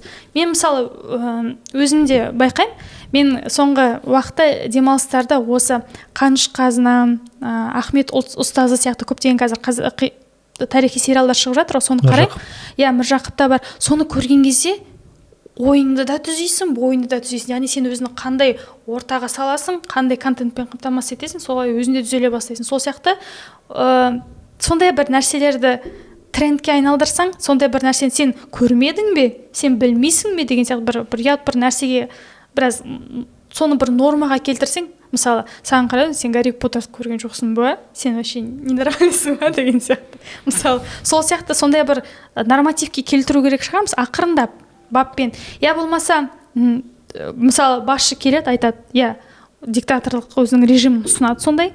Біз көнеміз. Мұнда олмен қосымша айтып жатады, жұмсақ күш. Әлеуметтік желілер арқылы әсер ету керек. Сөзіңді кішкене бөлейінші. Мемлекет қой сол Міржақып Дулатұлын қаржыландырған, Қазақстан ұлттық арнасы емес па түсірген? Яғни мемлекет қандай да әсер етіп жатыр. Яғни мемлекетке белсенділікті арттыру керек. Белсенділік яғни бұл жерде жеке адамның нәрсесі ма, қоғамдық ма деген нәрседе менің ойымша мемлекеттікі істеп жатқан түрлері. Біздің мемлекет шаблоны ескі. Мемлекеттің қолынан келетін осылай жасауға деген сияқты. Келеді. Мемлекет бастады, қоғам подхватил. Дальше уже жоқ, мұнда басқа нәрсе. Басқа мемлекет қой. Жоқ, мемлекетке рахмет, сондай нәрселерді қаржыландырып, соған сұраныс тудырғаны. Мұнда басқа нәрсе. Менің ойымша, мемлекет бұрынғы қалыптасқан бір шаблонмен жұмыс істейді. Вау, қазақша контентке, қазақша бір жалпы кез келген нәрсені, бірақ қазақ тілінде сұраныс өсіп жатқанын біреу байқайды, біреу байқамайды. Тіпті сол фильмдер, мысалы, қазақстандық фильмдерді прокатқа, мысалы, 2-3 аптаға ғана қойық, ал орыстардың бір келе жатқан фильмдері, мысалы, прилучный мәкім, солар тағы да, олар 1,5 ай жүре берсін деген сияқты. Бұрынғы қалыптасқан қағида шаблонмен жүріп жатыр. Олар кейде осы арасында ара жігін ажырата алмай қалады. Бұрынғы шаблон жарамайды. Онда өзгеріп тұру керек. Қазақшаға, қазақилыққа сұраныс көп артып жатыр деген сияқты. Негізі ақпарат бар осындай, бір ұлт, егер де бір ұлттың қол астында болса, яғни соның былайша айтқан кезде мемлекеттің құрамында болса, яғни ол ұлт тәуелсіздік алғаннан кейін ол құлдық санадан босап шығу үшін кем дегенде 2 ұрпақ ауысу керек. Кем дегенде.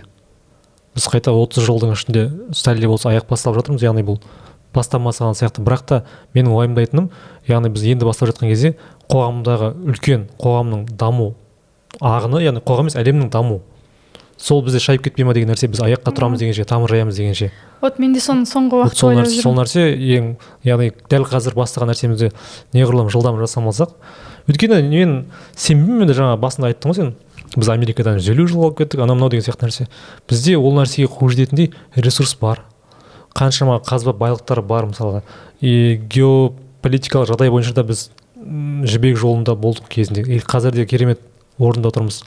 Оның үстіне мысалға ойлашы, ауыз суды көрші елден сатып алып отырған Сингапур 50 жылда мынандай дәрежеге секірген кезде ауыз суды сатып отыр, кім Индонезиядан ұмытпасам, ауыз суды сатып алып отқан, өздерінде су жоқ. Өзі кішкене бір арал, өзге Қытайлардан мусор сатып алған, сол мусорды өңдеу арқылы аралдар жасаған жаңадан. Яғни өзінде мұнай жоқ, ешқандай уран жоқ, басқа бір мүмкіндіктер жоқ. Мемлекет 50 жылдың ішінде осындай секіріс жасаған кезде барлығы бар. Біз қалай біз 20 жылдыға әдеш мысалы 20 жылда жасай алмаймыз соны деген сияқты ой келеді маған. Сол үшін мен ол нәрсеге қандай да бір андай күмәнмен қараймын, жаңағыдай біз Еуропадан қалып кеттік деген нәрсеге. Біз Нидерланд ауруына, Голланд ауруына жолықтық қой, иә, расымен де. Соған сеніп алдық әбден. Бізде қазба байлық жетеді, бірақ қазір менің ойымша біздегі байлық сол мұнай байлықтар емес, ол адамдардың ағына кетіп бара жатқаны мені уайымдатады расымен де. Мен де соңғы осы 2-3 апта отырмын. Біз осы жүрміз, иә, қазір қазақ тілі, қазақилық бәлен түгелен деп жатқан кезде мына жақта Инстаграм өзінің алгоритмімен келеді, иә, поправочка. Әлем өзгерді. Қазір сендердің барлығын бесполый, безнациональный, сондай бәлерін бірдей болып кетесіңдер деген сияқты. Сондықтан мен де ойлап қоймын, мәссаған, біз әрі әне-міне дегенше өз соның бәрі қалып қоятын сияқты. Бірақ сосын мен ойладым, тұра тұр. Мендегі соңғы инсайт осындай қазір. Мен дәл қазіргі уақытта өмір сүріп отырмын. Мен ғана емес, осы сендер де біз бұрынғы алаш зиялыларының жүзеге асқан арман екенбіз. Неге? Біз тәуелсіз мемлекетте өмірге келдік.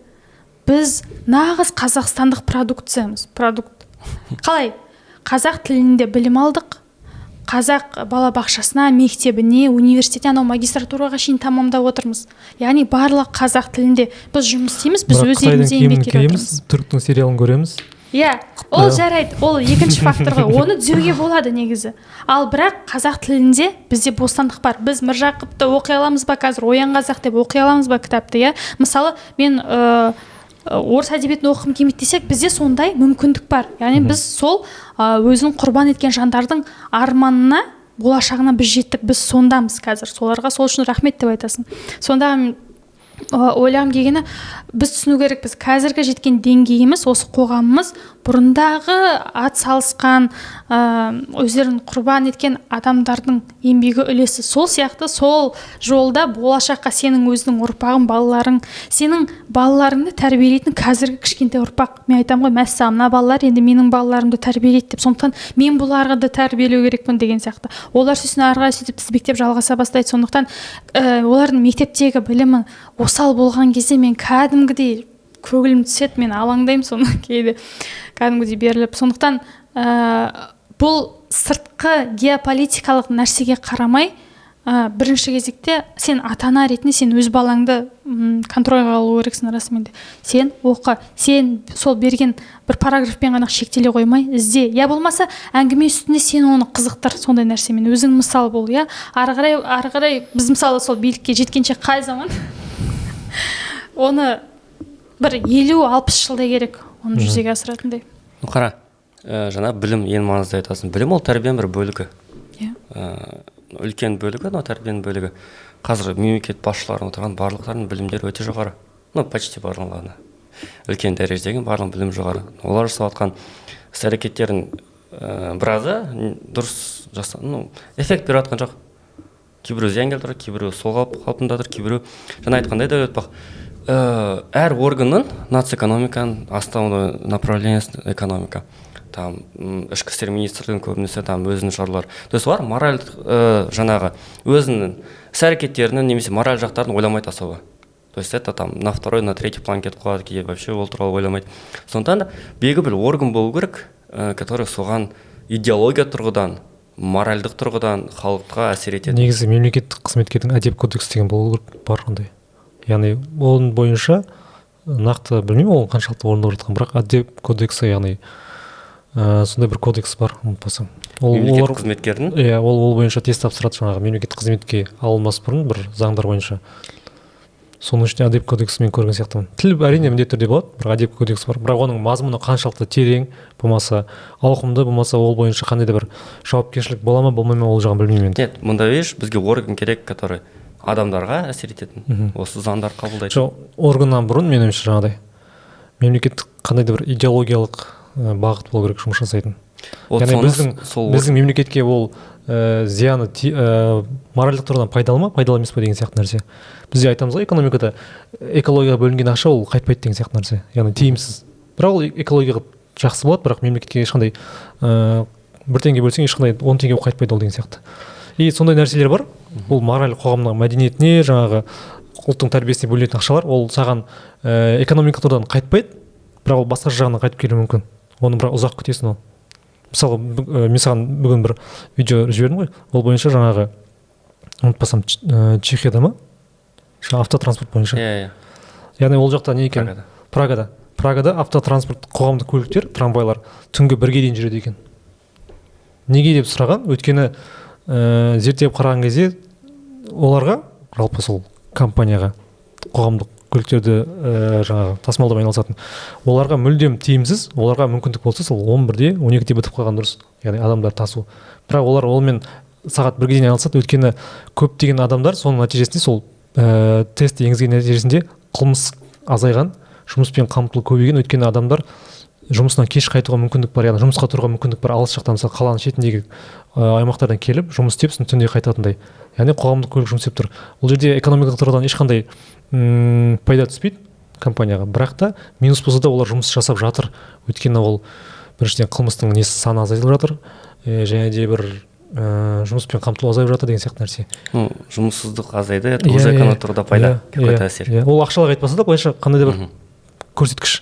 Бізде де мысалға сондай, бізде білесің ба, бізде міндетті түрде ақша қайтып келу керек келген салған нәрсеге. Сол жағынан бір жылдың ішінде. Иә, сол жағынан мен ойымша сондай бір кейбір проектлер болу керек, ақша қайтпайтын.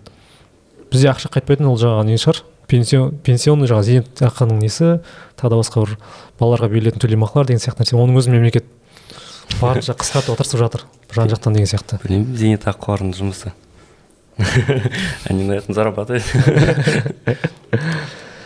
Смотри, мұнда былай ғой, жаңағыдай орган, енді мен ойымша өзім жалпы моральдық тозуы деген адамдардың ол ауқымды проблема. Болашақта үлкен проблема болады. Жаңа айтатын ғой, кеш емес пе деп. Ешқашан кеш емес, но чем раньше ерте бастасақ, жұмыс кішкене оңайырақ болады. Кеш бастасақ, жұмыс бірнеше есе көп болады. Но все равно жұмыс жасау керек болады. Мемлекет мұнда бұдан ондай үлкен проблема көріп тұрған жоқ, сол себепті оған прям екі қолмен былай кірісіп атқан жоқ. Өйткені одан үлкен проблема көріп тұрған жоқ ол бойынша. Шағын жаңағы нелер әсер ететін и так далее. И әр министр жаңа айтқандай өзінің жұмыстары толып жатыр, бұған әсер етеді. Ол мемлекетке мүлдем кедергі жасамайды. Моральдық адамның тозулары мүлдем кедергі жасамайды. Кедергі жасайды в будущем. Қазір шағын түрде. Ол кедергі жасамайды мүлдем. Мысалы қара, адамдардың жаңағыдай дүниелерге бару, мысалы қандай да бір майда шүйде нәрсеге болмаса бір жануарларға зиян келтіру мысалға, қайта мемлекетке пайдалы, ол оған штраф төлейді сол үшін. Басқа мысалға мемлекетке жұмысына кедергі жасайтындай мен ешқандай не көріп тұрған жоқпын. Егер тек мемлекетке кедергі жасайтын дүниелермен ғана мемлекет күрессе, онда көп нәрсе жоқ болушы еді. Ол жерге адам өзінің мемлекетте кейбір жаңағы басшылықтағы адамдардың моральдық көзқарасы керек сол нәрсеге. Но біздің ұлтқа жат нәрсе болмайды деген нәрсе. Смотри, любой нәрсе, егер адамның моральдық тозуы болса, иә адамдар олар көптеген барлық салада экономик тұрғыда біріншіден экономик тұрғыда екіншіден жаңағы жұмыс деген кезде екіншіден жаңағы общественный порядок любой қоғамдағы нәрсе любой беспорядок қоғамдағы ол мемлекеттің тікелей жұмысы соны қадағалау қоғамда мысалы қара мына нәрсе мемлекетке қалай кері әсер етіп жатыр айтшы маған қоғамдағы жауапкершілігі төмен қыздар Путиннің айтуы бойынша былайша айтқан кезде жеңіл жүрісті қыздар мемлекетке қандай кедергі жасап жатыр сенің ойыңша ешқандай кедергі жасап жатқан жоқ мемлекет сол үшін оны сонда күреспей жатыр ма сонымен или қалай смотри ол тоже моральға тиеді тікелей барып ұлтқа барып мысалы ұлтта бізде ондай нәрсе дұрыс емес деп қарайды бірақ мемлекет онымен ондайға күресіп жатқан жоқ күресіп жатыр просто қатты емес яғни мемлекетке ол кедергі келтірмей жатыр ма сонда белгілі бір деңгейде мемлекетке кедергі келтірмей жатыр ол иә сонда қазіргі деңгейде кедергі келтірмей жатыр егер ол көбейе берсе ол кедергі келтіреді білмеймін оны айта алмаймын кедергі келтіреді ол барлық жаңағы отбасылардың бұзылуымен одан кейін бала тәрбиесімен жалпы одан келесі поколенияға ұзақ мерзімді деңгейде қарасақ ол кедергі келтіреді если біз мемлекет ойласа ұзақ мерзім деңгейде онда былай мемлекетке кедергі келтіріп жатқан нәрсе анау жаңа Зарина айтқандай біз үштіктеміз отбасылардың ажырасуы бойынша мен сенде ренжіткім келіп тұрған жоқ сол үшін үштікте деп айтып жатырмын лудомания дейміз ғой мысалға азарт ойын құмарлық сол топ-5 себептің біреуі екінші орында кажется ұмытпасам отбасылардың ажырасуы бізде мемлекет сол нәрсені мысалы қара лудомания яғни азартный қандай да бір ставка дейміз бәстігулер бізде Қазақстан ұлттық футбол федерациясының тікелей лигасы любой спортивный лигасы соның бір демеушісі бар осы салада ұлттық спорттарға кіріп жатыр олар қазір бүкіл жерде кіріп жатыр мемлекет неге сонда оны білмеймін соншалықты отбасылардың ажырасуы көптеген мемлекетке кедергі жасап жатқан жоқ па ол бізге мүлдем керек па нәрсе мысалы кейбір елдер бар ол нәрсені алып тастаған мүлдем болмаса қандай бір өте бір заңмен шектеп тастаған яғни белгілі бір адамдар ғана олар кіре алатындай яғни айналыса алатындай неге бізде ондай нәрсе жасамасқа ол жерде тоже бірінші себеп олардың жасамауының себебі менің ойымша ақша мәселесі яғни айтады біз налог төлеп жатырмыз мыналардың барлығын өзіміз істейміз деген сияқты нәрсе яғни мемлекет былайша айтқан кезде бұл таза рекеттің официально тұр ғой мемлекет кейбір нәрселерге ақша үшін көз жұма қарау менің ойымша сондай сияқты басқа ештеңе емес яғни білмеймін енді мемлекетке кедергі жасап жатқан жоқ деп одан артық қандай көрсеткіш керек ажырасудың ең үлкен себебі осы қара былай ғой жаңағы лудомания үлкен проблема жастардың арасында да үлкен кісілердің арасында да қазір и былай мысалы во-первых бізде оған шектеулер бар әртүрлі 21 жасқа дейінгілер қатыса алмайды деген сияқты шектеулер бар то же самое мысалы казино бізде 2-ақ жерде рұқсат етілген Қазақстан бойынша андай онлайн бәстігер мысалы кез келген любой спортивный команданың спорт командасы любой спорт түрінен болса бас демеушісі сондай компания ондайлар қазір өте көп мұнда былай не себепті мұнда мемлекетке ақша берілген мемлекет айтады біз мұншама налог деп жатырмыз еще қосымша там пара береді соның әсерінен олар қазір жұмыс істеп жатыр но қоғам тұрғысынан жаңа айтқан ажырасуға үлкен себеп және де ұзақ мерзімді қарасақ ажырасулардың көп болғаны адамның қоғамға әсер етеді одан кейін жаңағы бала тәрбиесіне одан кейінгі поколенияға әсер етеді и ұзақ мерзімді қарасақ ол мемлекетке әсер етеді енді сол мемлекетке әсер еткенше күтіп жүре береміз ба сонда смотри оны бар ғой мемлекет қолына алу керек деп ойлаймын менің ойымша енді бұл жерде моральмен салыстырғанда былай бір жақта мораль тұр мына жақта қанша адамның көз жасы мысалы ойын азарт лудоманиядан екінші жағынан материалдық жағдай мемлекетке түсетін налог менің ойымша мына налогтың бір тиыны да маған тұрмайтын сияқты құрбан етуге мемлекет өйткені қазіргі жағдайын ғана біледі өзін сондай адамдар мемлекет если біреуден ақша алғысы келсе любой нәрсені пайдаланып ақша алуға болады жаңағыдай мүмкін оларға шектеу жасап болмаса бір көбісіне зиян тигізбейтіндей бір әсер етуге болады деп ойлаймын қазіргі кезде енді бар кейбір депутаттар осы бойынша күресіп жүр лудомания бойынша бірақ әліге ешқандай результат жоқ өйткені онда мемлекеттің қызығушылығы бар деп айту керек негізі сол лудомания болсын соның жетегіне түсетін адамдар жақсы өмірден өйтіп безіп кетпейді ғой яғни оның қаржылық экономикалық жағдайының төмендігі білімнің таяздығы соның барлығы әсер етеді жарайды білімнің таяздығы көп адам бар которые достаточно богатые но осының кесірінен оның барлығы бағана алып келеді сен бағасын айттың ғой азарт өзі кішкентай бала емес қой ол деген сияқты халық кішкентай бала негізі мойындау керек оны әрқашан бақылауда ұстау керек және де белгілі бір дұрыс бағытқа бағыттап отыру керек. Ол мейлі 40-қа келсін, 70-ке келсін. Сол үшін де лудоманияның қатысып жатқан адамдар, оларға қандай да бір тыйым салатын, жауапкершілік алатын мемлекет. Мысалға қанша бала отбасы мысалға ажырасқаннан кейін ата-анасы, олар қанша қиындық көріп жүр. Болмаса қаншама ата-ана мысалы ойлашы, той жасады, қанша шығын алды, кредитке батты, той жасады, бірақ кейін ажырасып кетті. Оның барлығына кім жауапты? Оның мысалы әрбір баланың болмаса әйелдің көз жасына кім жауап береді? Оның бірінші себепте сол адамдар жауапты, екінші себепте мемлекет бірінші орынға қоймамында.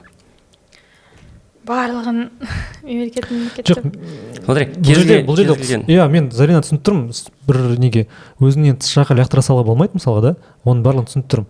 Бірақ мен жаңа айтқандай үш нәрсені бір объект па субъектін алып қарайықшы, мысалы адам, қоғам, мемлекет. Үшеуінің әрқайсысы кезде бір өзінің бір жауапкершілік алатын сәті болады. Ал кезде сен мемлекет сенен басқа ешкім істей алмайды деген сияқты. Менің ойымша дәл қазір сондай нәрсе.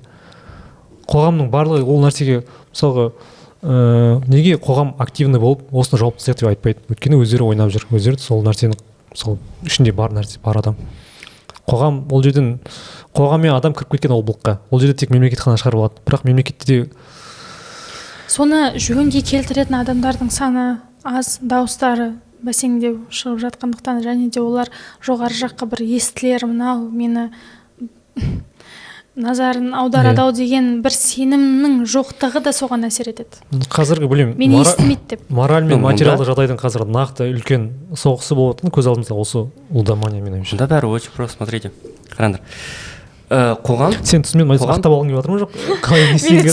Смотрите, сендермен келісіп тұрмын. Почему сендер маған қарсы шығып жатқандар білмеймін. Сендер бар ғой, как будто маған қарсылықты айтасыз, хотя мен айтқан сөзімді айтасыздар. Мен ешкіммен қарсыласып отырған жоқ, сенің айтқаның бойынша. Қара, сен айтасың, қарсы бір нәрсе айтқың келіп тұр, но по факту мен айтқан нәрсені айтасың сен. Смотри, адам кез келген оның неудачасына бірінші кезекте ол өзі кінәлі. Бірінші кезекте хоть не істеді. Одан кейін мемлекет.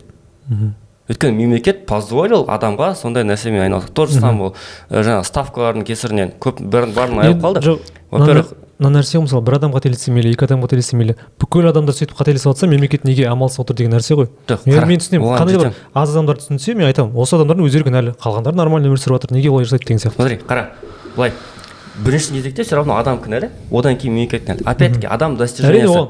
Келісем, оған қосылады, бірақ үлкен адамдардың тобының кінәлі осындай дүниеге барып жатқан мемлекет әрекет ету керек сияқты. Мен оған жетемін, тыңдаса.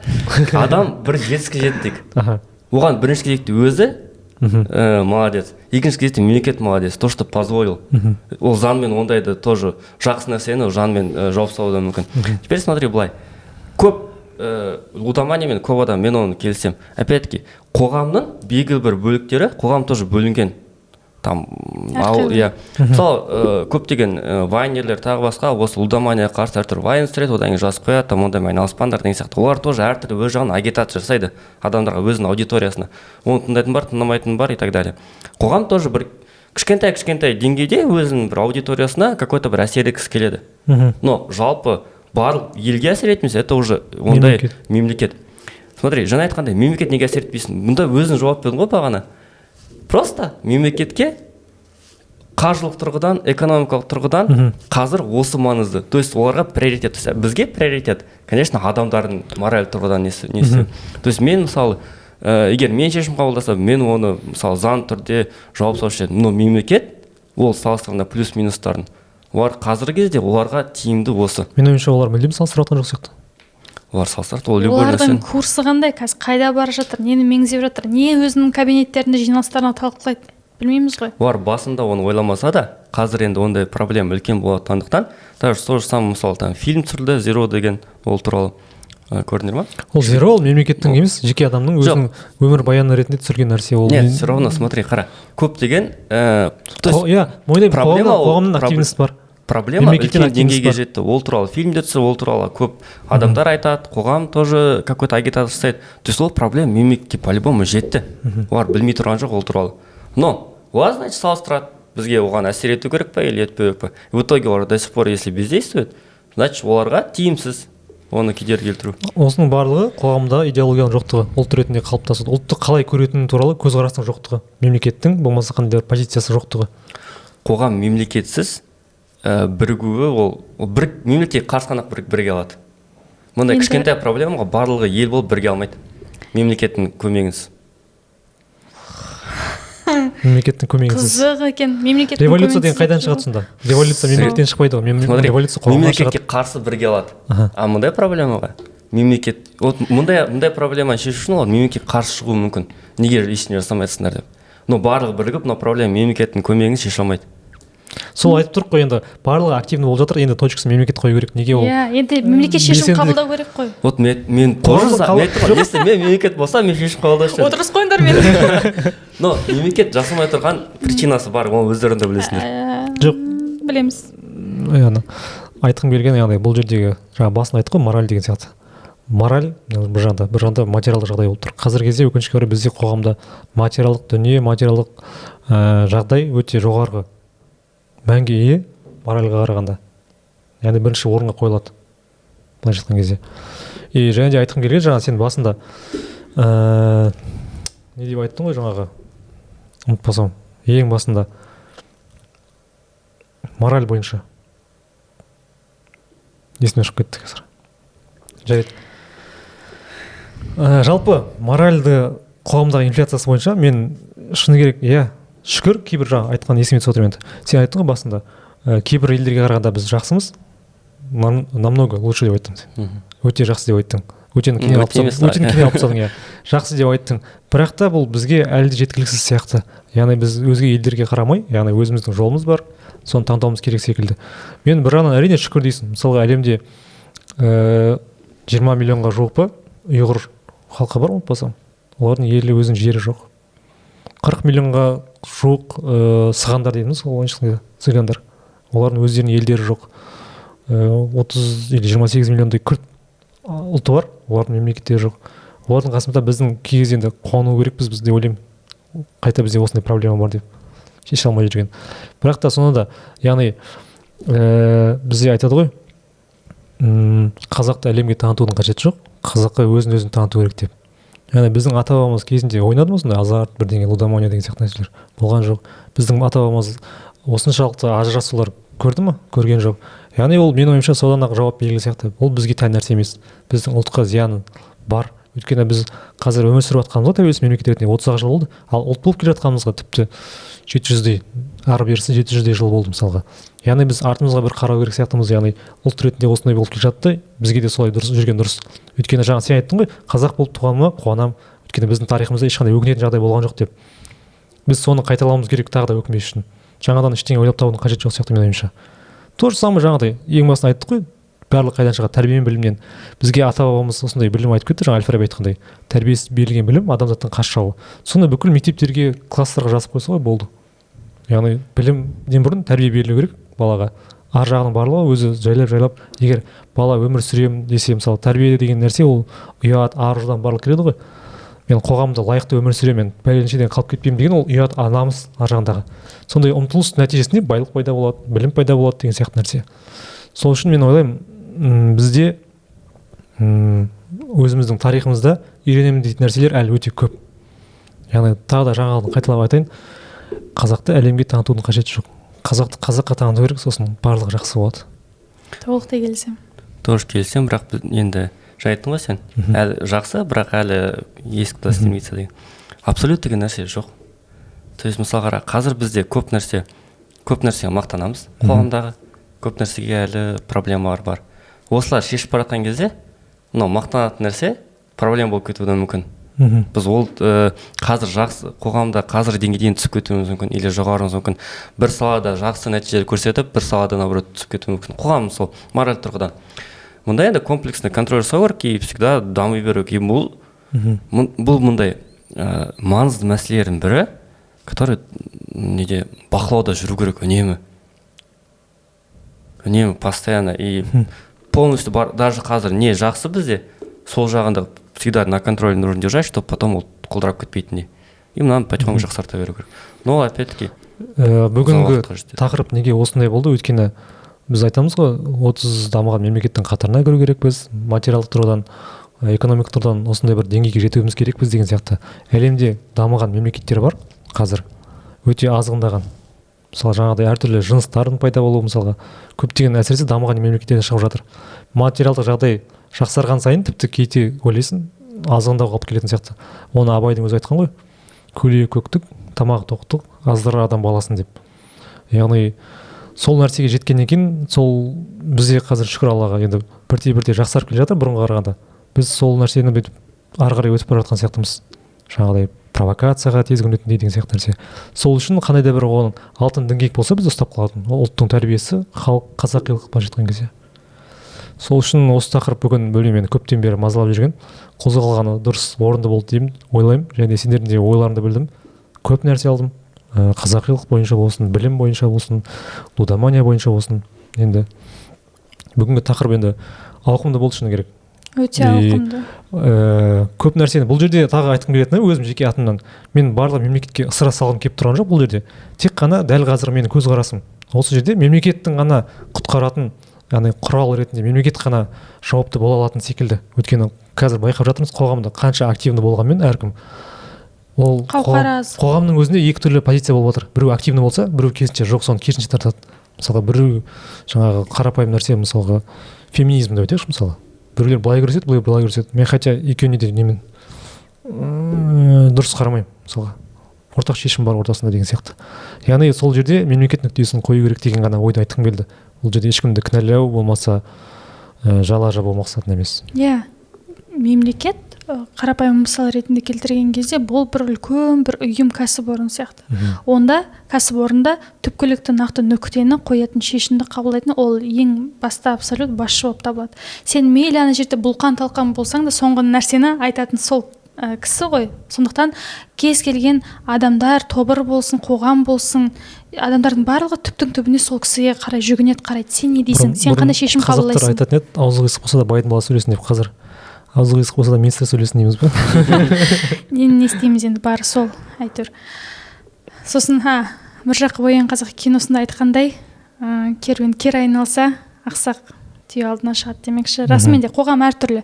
Біз өзіміз жақсы сөз бар, дала зарын ұмытқанда жығылдық.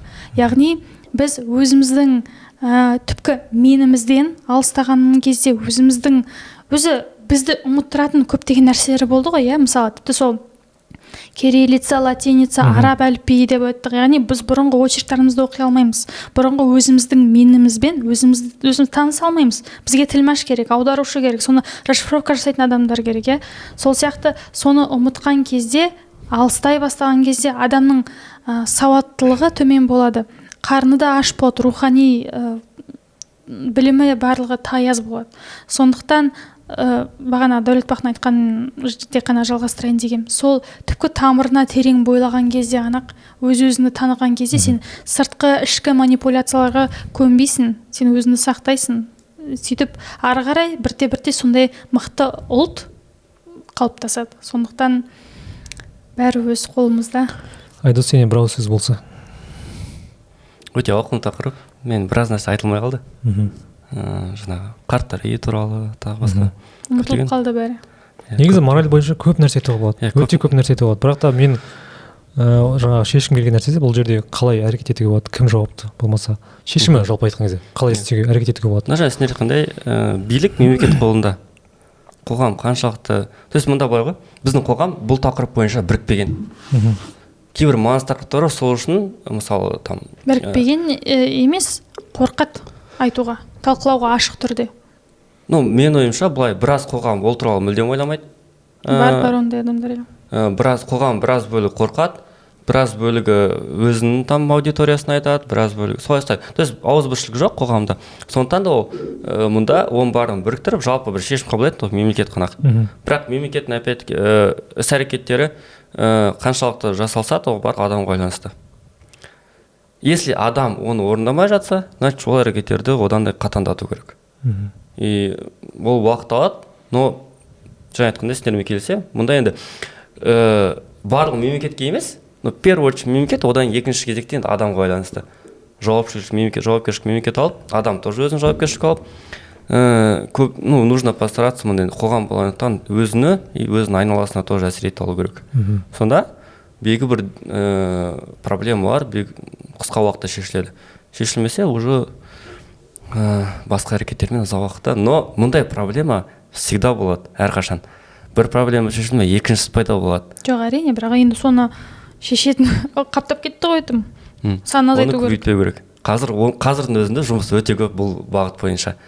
Если қазір оны бастамаса, одан сайын көбейе береді бұл бағытта жұмыс. Бар ғой, кейбір позициялар министр сияқты сөйлеп отырған сияқты. Осторожно андай. Бар бізде жұмыстар жүргізіліп жатыр. Істейміз, жасаймыз болады десе. Жарайды.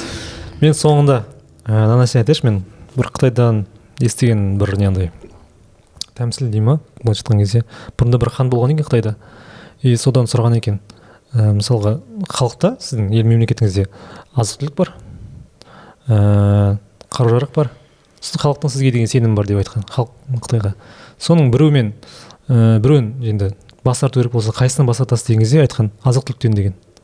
Неге деген кезде халық аш болса да ол өзінің жерін қорғау керек деген сияқты. Қанымен соң демеш қанша өзінің жерін қорғап өлу керек халық. Жарайды деген. Онда екінші неден бас тарту? Екі-ақ нәрсе қалды. Біреу халықтың сенімі, екіншісі қару-жарақ. Енді тағы біреуден бас тарту керек болса, қайсынан бас тартасыз деп сұраған ханнан. Сонда айтқан қару-жарақтан деген. Неге деген кезде халық сенімсіз өмір сүре алмайды деген. Яғни қару-жарақ болса да оған кіммен соғыс болсын, бірақ ол сенім болмаса, ол мүлдем өмір сүре алмайды. Яғни бұл жерде халық былайша айтқан кезде бізде қазақ айтады ғой, тізгінді берген адамға. Яғни біз тізгінді мемлекеттегі осы депутаттарға, министрлерге, енді президентке бердік тізгінді. Осы дауыс бердік былайша айтқан кезде. Дауыс беру сол былайша тізгінді бергенмен бірдей. Соларға сенім білдірдік. Яғни енді кезекте тек қана сенімді ақтау ғана қалды. Және де бізде сол олардың бастамасын қолдау, және де болмай бара жатса, оларды ауыстыру. Ең бастысы сенім ғана қалды. Сенімді біз қағазды ғана білдірдік, по факту білдірген жоқ қой біз. Сознательно. Енді санасатын кез келді сонда. Отчет алғым келіп жатыр олардан. Оның үстіне тағы бір нәрсе, демократия жаңа айтқандай. Біз айтамыз ғой, демократия деген жақсы деген сияқты. Бірақ та сөз бостандығы деген енді өте оңай нәрсе емес. Қазақта бір керемет сөз бар, есек семірсе иесін тебеді дейді. Демократия дәл сондай. Демократияны босатқан сайын ол өзіңе зиян болып келуі мүмкін. То же самое сөз бостандығы деп сен қалаған нәрсеңді айтуы мүмкін, іс бостандығы деп түрлі жыныстарды енгізуі мүмкін деген сияқты нәрсе. Сол үшін ол жерде ең бастысы кім екеніңді, қайдан келе жатқаныңды, қайда бара жатқаныңды ұмытпау керек. Иә, мемлекет сондай сүзгі сияқты сырттан келген нәрсені біраз алыстататындай деңгейге жету керек. Сол күндер алыс емес шығар деген сенімдемін. Ұлттың нағыз баласы ғана, осы ұлттың баласы ғана өзінің ұлтын ойлайды. Кім болса да. Елде өз ұлтының жанашырлары көбейе берсін деп тілейміз. Бүгінгі подкастқа келгендеріңе рахмет.